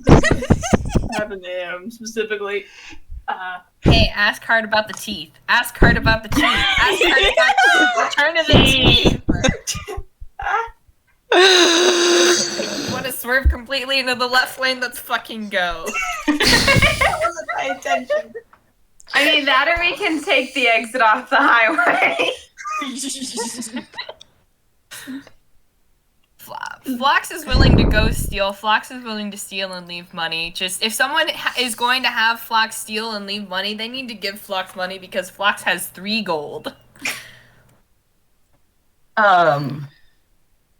I am very stupid, and I just realized I have passed without trace. Oh shit, same. Hey. Also, Carmiña, you, as a tune, know that, you have a disguise kit.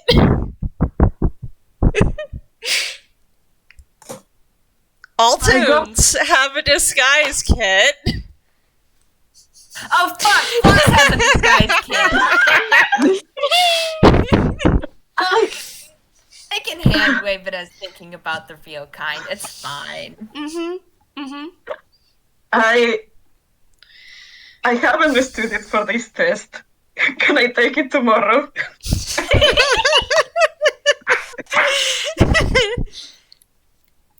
You know, on that, you know what? How about this? Phlox will like, kind of like take a second and like you see like this. There's like this ding noise. Whenever your Pokemon finish healing in like the Pokemon Center, and Phlox like is like, oh wait, I have an idea. have an idea. By our powers combined, as many disguise kits as we can pull out, theoretically, we don't have to steal anything. Except also, I don't know, like, I think we can do it. I think we can pull something together.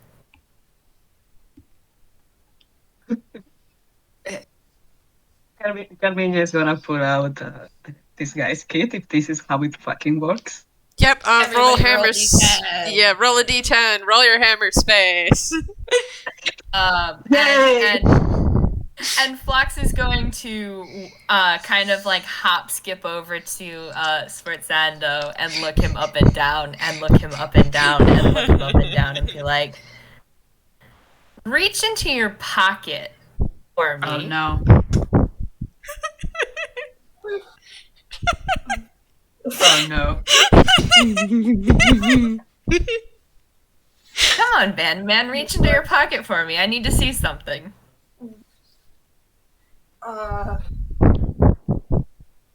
What for exactly? Just something that's in your pocket. Just anything. He shrugs, goes for what's, yeah. Alright. Roll a d10. Yeah. 5 and below, he fails. Oh Yep. no, he fumbled. He has an increased fumble chance. Yup. Oh god. Because of the curse. Yup. And because of his specific character thing, The first thing he pulls out is cheese. yep, the block of cheese. For Phlox, how close are you standing to him? Like right in front of him. You're probably gonna get this, but still make a dex save anyway. Amazing. Awesome. If they roll high enough, can they catch the cheese if he hucks it? Yes, absolutely. 22! Yeah, so he immediately goes to just eat the cheese. He's upset. He doesn't want to look at this damn thing. And Phlox just catches it out of the air. Phlox has this now. It's a whole wheel ass. This dumbass block of cheese now.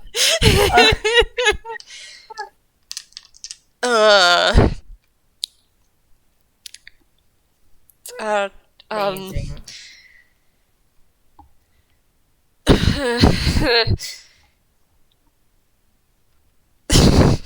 Lucifer's just nervously laughing in the corner. Phlox looks delighted by this development as they're holding the cheese and looking back and forth between the cheese and Sforzando, and they're like, Vod. Okay. Yeah. So, Carmiña's gotten out her disguise kit. You get out your disguise kit. I bet I can get him to do it. I bet I can get him to pull one out. I bet I can do it. I bet we can do this. Are you speed running trauma today? I will say, just like, I guess meta, because of the Performers Pack, Sforzando also has a disguise kit. Yes! He doesn't use it for anything, but like he has one. Yup. You're just making my dreams come true. I know. The problem is, you've got to get him to not fumble. Yup. That's why they're like, I bet I can get him to do it. He's absolutely grumbling under his breath at the cheese block. He's not paying attention to Lucifer laughing in the background. Lucifer's not oh, yeah, he is laughing. He's nervously laughing. He's not paying attention to that. It's just dumbass cheese block. But he's not going to pull anything else out unless Phlox insists. Absolutely. They're gonna be like Vod. Pull out your disguise kit. Pull out your disguise kit. I can get him to do it. Why do I need to? Because then I'll pull out mine, and we'll have Carmiña's and yours, and his and mine, and that's 4, and that's enough for everybody, for sure. Lucifer pulls what looks like a very small pack out of his hood and starts, like, untying it. He also has a disguise kit! Oh my god. Amazing. God, so many. Oh my god, that's in that one. That's a 1. Roll on the fumble sheet. Yep. He's using the default for now, just because. Pulls out a block of brie. Oh, just get this at 8. He can only pull out the block of cheese once per fumble session. That's my The way I have DM. it set up is if the cheese is currently visible, like being observed by anyone else, he can't fumble the cheese. And That's considering fair. Phlox is currently holding it, he can't fumble it. Yes, Because there's only one block of cheese. that As is soon as very it's fair. no longer being observed, he can pull out the block of cheese again. Phlox put the cheese in their hammer space. They have that now. They have a free block of cheese. They want to eat it. Congratulations, you freed him from the cursed cheese. Yup, it's now yours. Now it's yours. Amazing. You've got the cheese touch! God, put that Oh my old ass God. Joe away. As long as it's in your hammer space, he can't fumble it. But if you take it out, he can fumble it again. I mean, they want to eat it, so I don't know what that'll cause. So that's your problem. But they want to eat it at some point. That one, the bunch of banana. Phlox helpfully takes that and puts that in their mouth as well. That's in their hammer space now. He wasn't surprised by the cheese. He was just angry at seeing it. He's caught off guard by the bunch of bananas. Amazing. But Phlox just nods encouragingly. He goes, what the hell? Theodore kind of pipes up and goes, well, I believe you're a toon now, and that's what happens? Yeah, we're speed running this. Do it again. Can I have Carmiña trying to encourage him by just gesturing how she takes her things from her hammer space, like. Yes. Please do.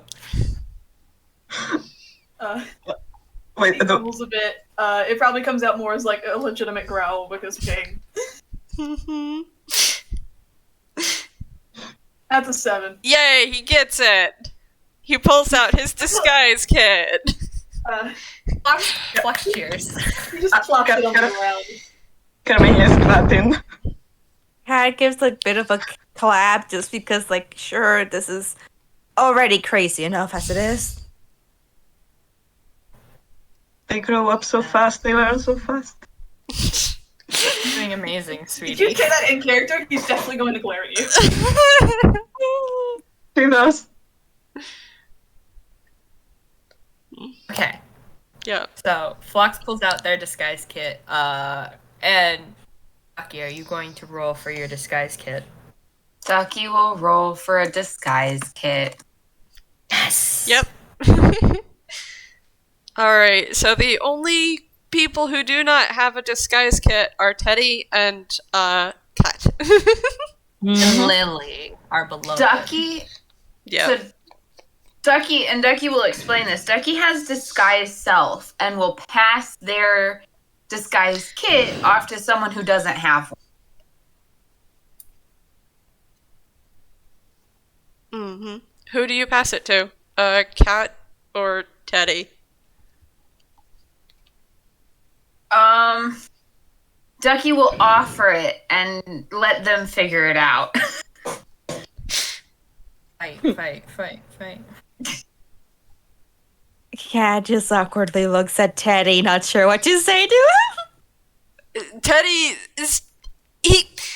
Okay, so he looks kind of lost, but he's just kind of going with the flow here. You get the feeling that this person is very used to going with the flow of things. Gosh. And he just kind of holds out his very cute-looking hand towards it, goes, after you. I mean, sure, don't really know how to use one, though. We can probably help you with that.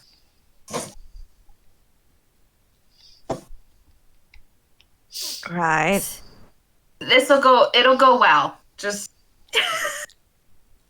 it'll be fine. I'm assuming you're like waving this, but doesn't a disguise kit technically take like a long rest to operate? Wait, a long rest to operate? What? Or like to create your disguise or whatever? I know most folks have been hand waving that, but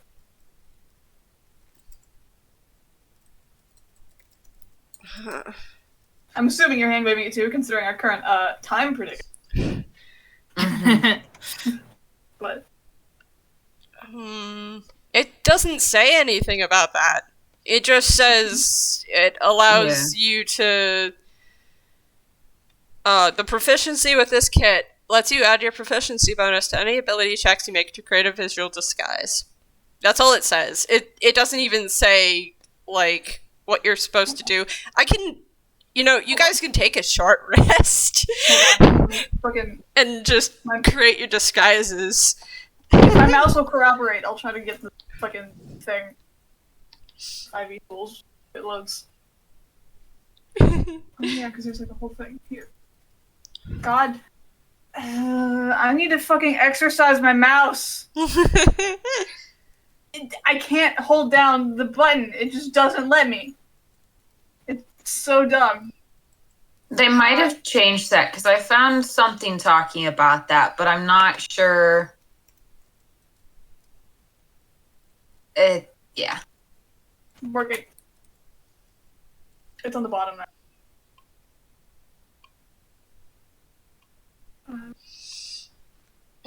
Oh, there it is. At the other times, it takes 10 minutes for moderate changes and 30 minutes for extensive changes. So it was like extended. Yeah. There you go. I mean, I'm gonna be real here, Chief. Phlox is pretty much just putting on clothes, like different set of clothes. That's. I will say, Sforzando's kit, like, specifically, probably doesn't have,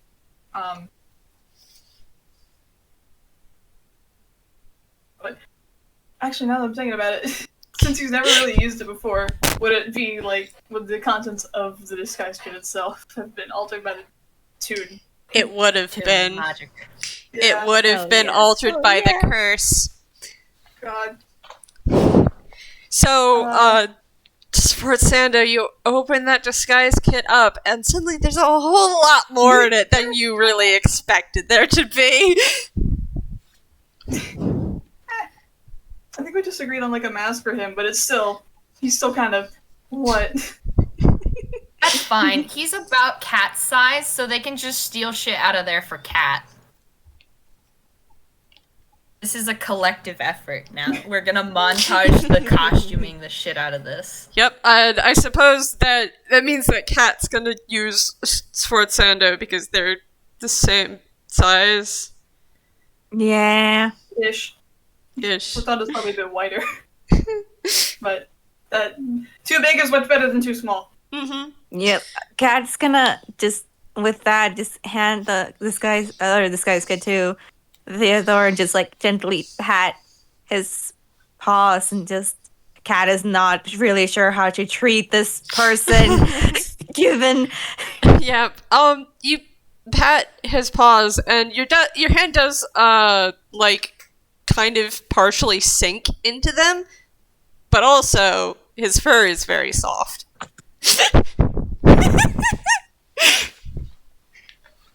For a moment, Cat just is a little bit just wide-eyed at that and just a little bit happy about that in a way. But it's like, just so you know, no, we're not gonna do that. And just, stop patting. Theodore looks rather confused, but kind of just turns to Ducky and goes, "Can you help me with this?" Sorry, I'm trying to keep a consistent voice for Teddy, but it's hard because I didn't practice. I didn't practice, and I don't know a Russian accent. He's definitely speaking with one, just so everyone knows. I might have looked away and was looking through some things. I missed what I was just asked to help with. Teddy asked Ducky to help him with the disguise kit. Okay, yes, Ducky can do that. There was talk of dead bodies and things, and I was like, I don't know that I can help with that one, Chief. But yes, Ducky can help with the disguise kit. Lucifer is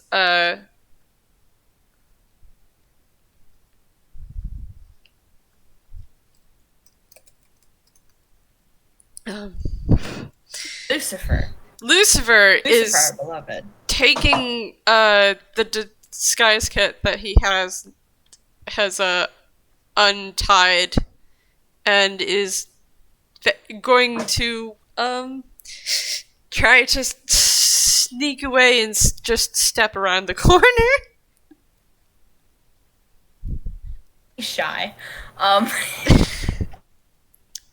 Phlox is gonna help Carmiña, I guess, paw through both of theirs collectively, and put together a fun, funky outfit for each of them.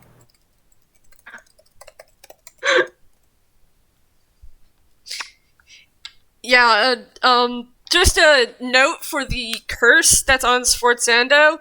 It can only be removed by Ducky because clerics are the only one who can cast Remove Curse. Oh no. I was hoping it wasn't a cleric-only spell. It's a cleric-only spell.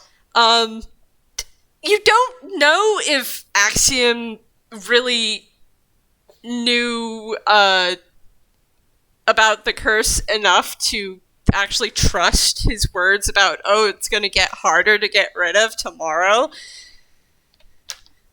You don't know. Yeah. Yeah. Alright. But you do know that Axiom apparently knows magic enough to know that you're the only one who can actually, like, do it.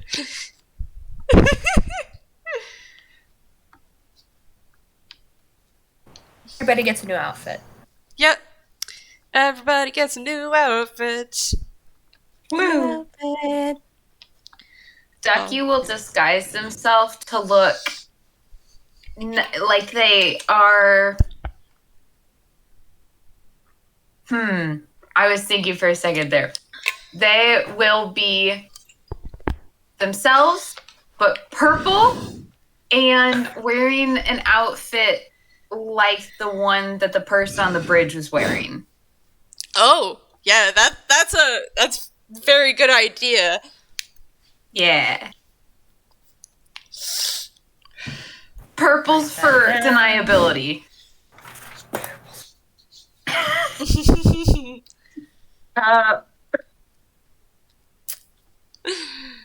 Sorry. I would say, like... Okay, roll your proficiency with your dexterity, I guess? Or performance. Whatever you think is the best skill here. I'm not gonna, like, make an argument for a skill. He was casting a spell. Oh, right. Yes, of course. Never mind. Anyone else? The people using disguise kits. Oh, Ducky still has to do it because Ducky's helping Teddy. Yeah.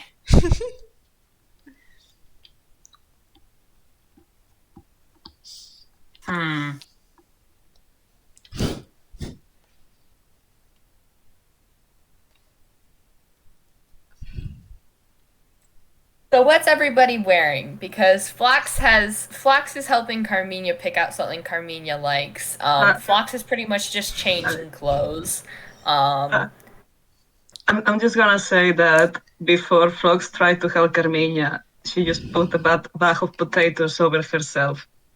Because if she's covered, you kind of know what's under it. Perfect disguise. Amazing.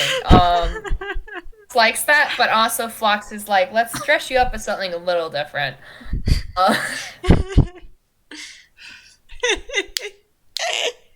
Probably ends up just sticking Carmiña in like a kimono similar to how Carmiña normally dressed, but like more Ghiblian style clothes. I mean, you do have one kind of reference, because Axiom was wearing a hakama, but, you have a reference. So they left Ghibli. They left in Ghibli. That's true. That's right. That was so long ago. There's so much that's happened so far today.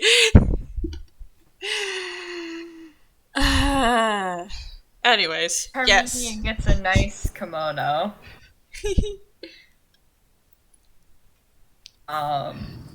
Fox will probably wear like a similar sort of hakama to like what Axiom was wearing. Mm-hmm. Probably in sort of like their normal colors too. Mm-hmm. I'm still just trying to think, because I mentioned how Sforzando didn't really want to take off his uniform, so one of y'all suggested like a mask of some kind, and I'm just sitting here trying to think what would fit over the fucking pig face.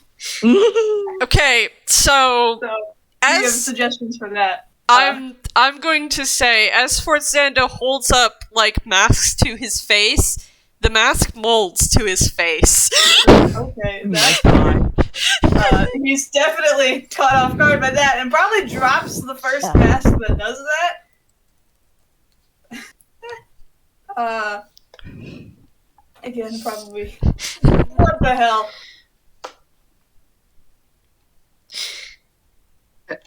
Everything okay there? That shouldn't. This is. It's happening now, I guess. Yeah, you're good. Fine. You're fine. You're fine. A person with a mask on peeks around the corner and goes, just take a couple of deep breaths, and disappears back around the corner.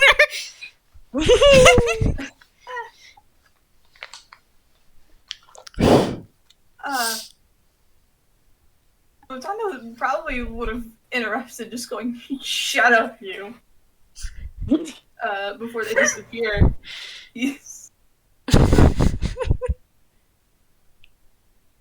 Lucifer's voice comes back around the corner. I know what it's like to not be in the same body you expecting to be. Alright? So just take a couple of deep breaths.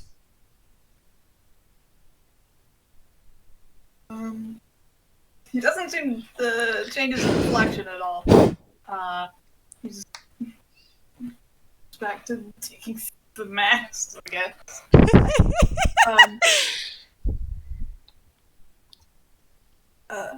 But also out of character, I'm just thinking of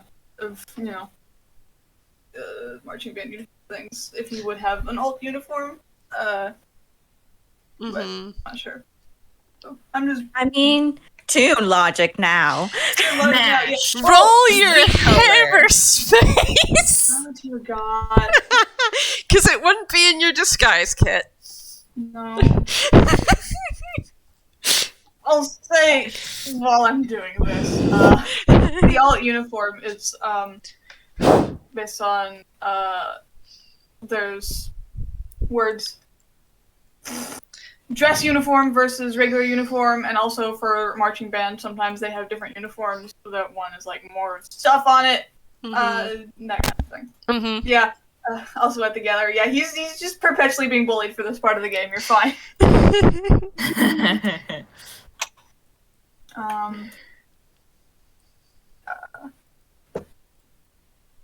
He starts going through the masks. He stops for a moment, and like starts digging into his satchel again. But yay, no more trauma for that this time. And he pulls out. It looks a lot like the uniform he has on currently, but there's a bit more ornate styling around like the collar and around like the sleeves. And instead of blue, this one is more of a deep red color. Mm-hmm. Mm-hmm. Oh yeah. Nice. That sounds fancy. Cool. What's Cat wearing? What's Cat wearing? Cat is also trying to look for a mask too, and it's just. I'd say he hands you the thing, but he dropped it on the floor ages ago, and he's not feeling too well, so he probably kicks it over. Cat understands. Yeah. Do you want a potato sack? Do you want a potato sack? Carmiña is not wearing it. I think that should be fine. I can look for something. If all comes to worst, I can use that. Guess he's going to start digging around in this weird disguise kit. And yeah, I guess he's going to try and go for the same kind of Hakuna and just like the same thing that Axiom was wearing, and also like the rest are starting to wear too. Like, well, if I can find something like that, I'm gonna grab it. And he's also just looking for a mask.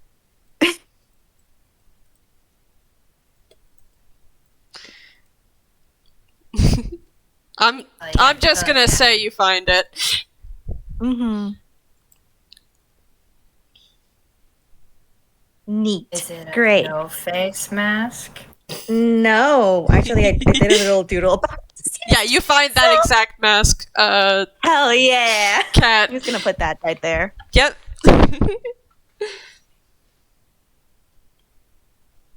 Oh yeah. Gonna use that and yeah.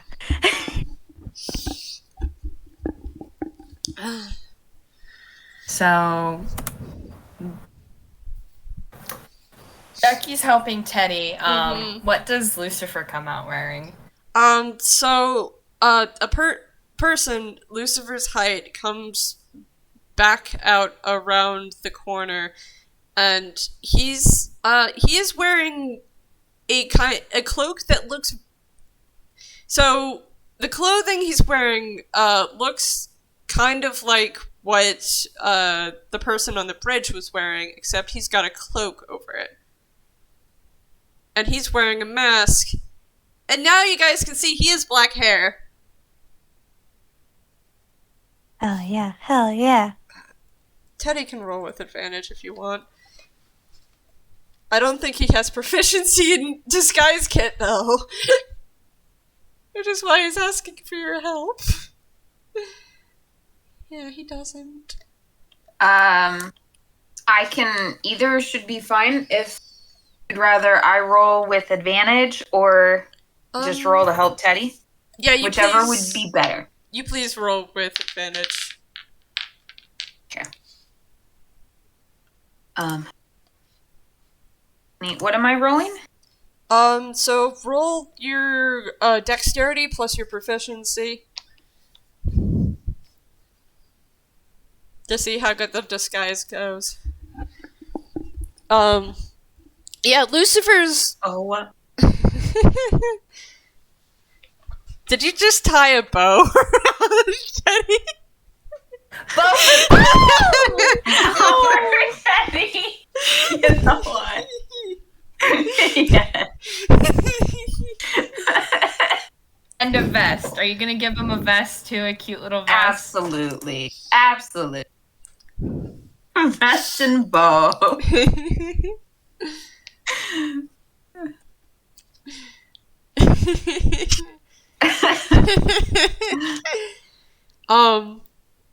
To explain what the mask Lucifer is wearing looks like, it's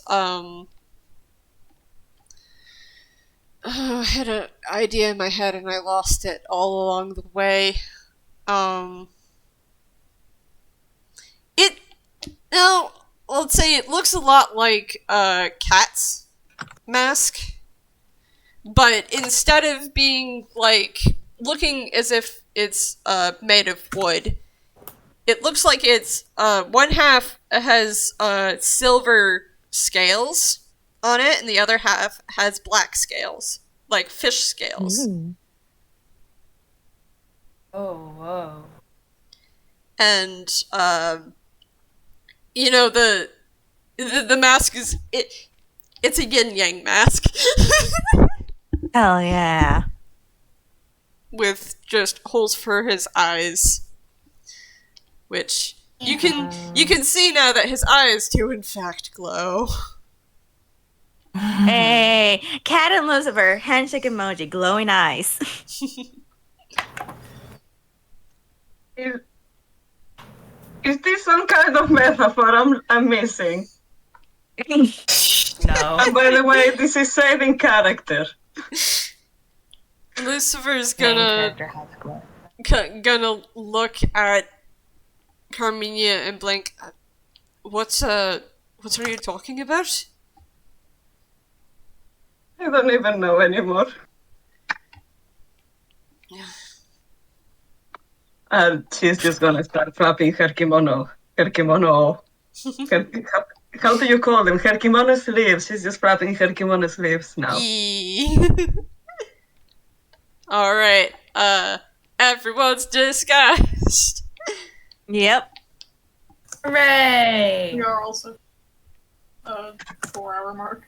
Yep. Yeah. Close. Up to you. We're close to it. We're close. Do I do that, or do I just leave you guys to do a little roleplay?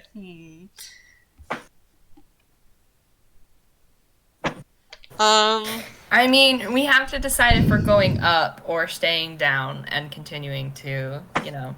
Yeah. So, how about you guys decide that? I was also gonna just mention that because of the way Sforzando's uniform is just like parts of it or whatever, he doesn't actually like go around the corner to change like Lucifer did, because it's mostly just coat and like a top layer he has to swap out. So you make more like the underparts of the uniform. Yeah. Well, the thing is when Lucifer came back around the corner, the coat he was wearing earlier is nowhere to be seen. He's wearing a D&D style cloak now. And the clasp is actually looks like a silverfish. Fancy. Wait. Okay, so are we gonna go up or are we gonna stay down? And Phlox will probably peek out to see what's going on outside.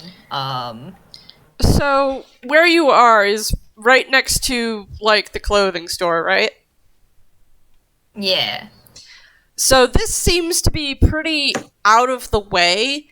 Even when you like waved at the spirits hanging out in the hammocks and the beanie bags, they didn't seem to actually notice you.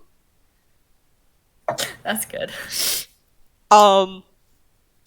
You do see that there's you do hear the commotion of, like people going about and stuff. But it's further away than the other places you popped up in. Or the one other place you popped up in. Because you didn't go further. Okay, so yeah, Phlox takes a peek and then they pop back down and they're like, if we want to try and sneak in, we could probably come out here because it's not super busy. Or, even just to, look around and see, if there's another way into the bathhouse or something. Because, we kind of do need to go in there. Yeah. I'm fine with that. That makes a lot of sense. Let's do it. Cool. When in doubt, and Vod have run like hell.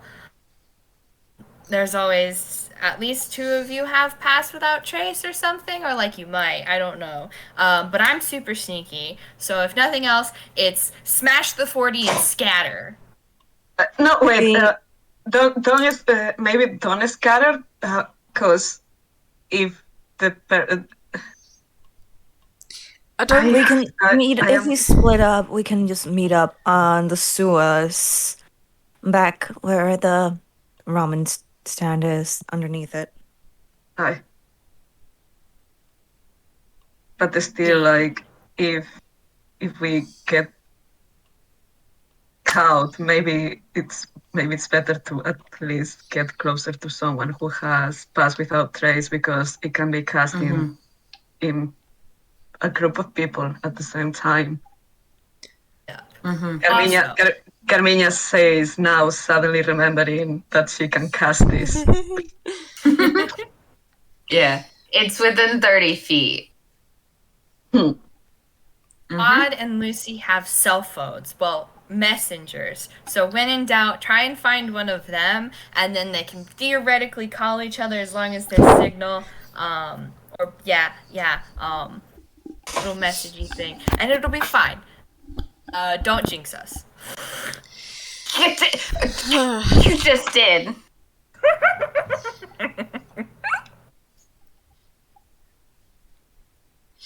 So, are you gonna cast that spell before we go up, and then go up? Wouldn't that be a good idea? Lucifer says as he looks over at Carmiña. Can you repeat that? I didn't hear anything, sorry. Oh, he asked you if you're going to cast that spell, and then we're going to go up. You know what? Sure. Carmiña casts. Carmiña's gonna cast. La madre que me parió. Carmiña's gonna cast Pass Without Trace on the group. Yes. Okay. Make sure to mark that off on your spell list. Is on. How many people does Pass Without Trace get? Because we have kind of a No large limit. party. Yes. No limit. It's within 30 feet. It's however many you Okay. want, but you have to stay within 30 feet. Mm. So if we start separating, then...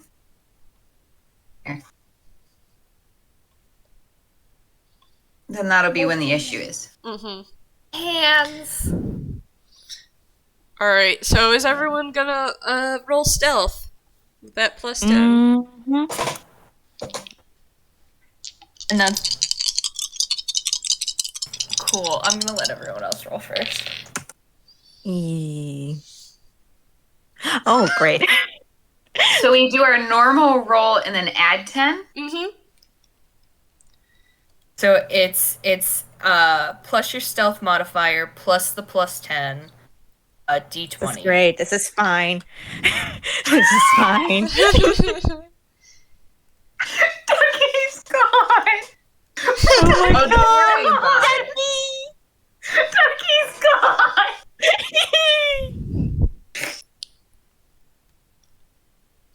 I'm curious, Chief. I don't have faith. Dice Parser hasn't been the best to me today. I need to Curse think. out Dice Parser. I need to think a threat for Dice Dice Parser Parser. is shithead. I can't even curse a Dice Parser because my character got Growlix. Just bad noises. Rip. Band noises and pig squealing noises. Dice Parser doesn't know Spanish. No. Right. That's plus the 10 though, so it's 17. Mm-hmm.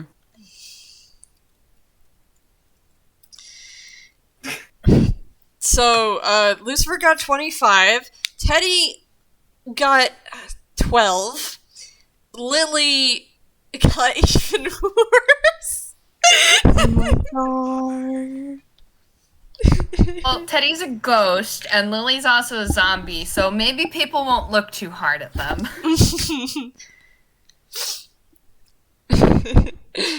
Or maybe they'll look extra hard. Who knows? Who Probably knows? should write all of these down for the start of next game. Yeah, I'm gonna do that. 'Cause as you guys leave the sewer and come up on the edge, really quick, Cat, Ducky, and Carmiña, roll me a wisdom save. Oh, great. Oh no.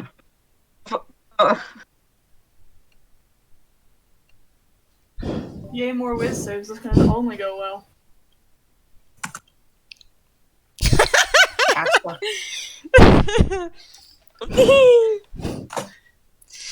Forgot what? So, the three of you feel a little dizzy, and for a moment, because you kind of look down at yourself, and for a moment, it looks like you're a little see-through, and then all three of you are like, fuck that. No more bullshit today. Thank you very much.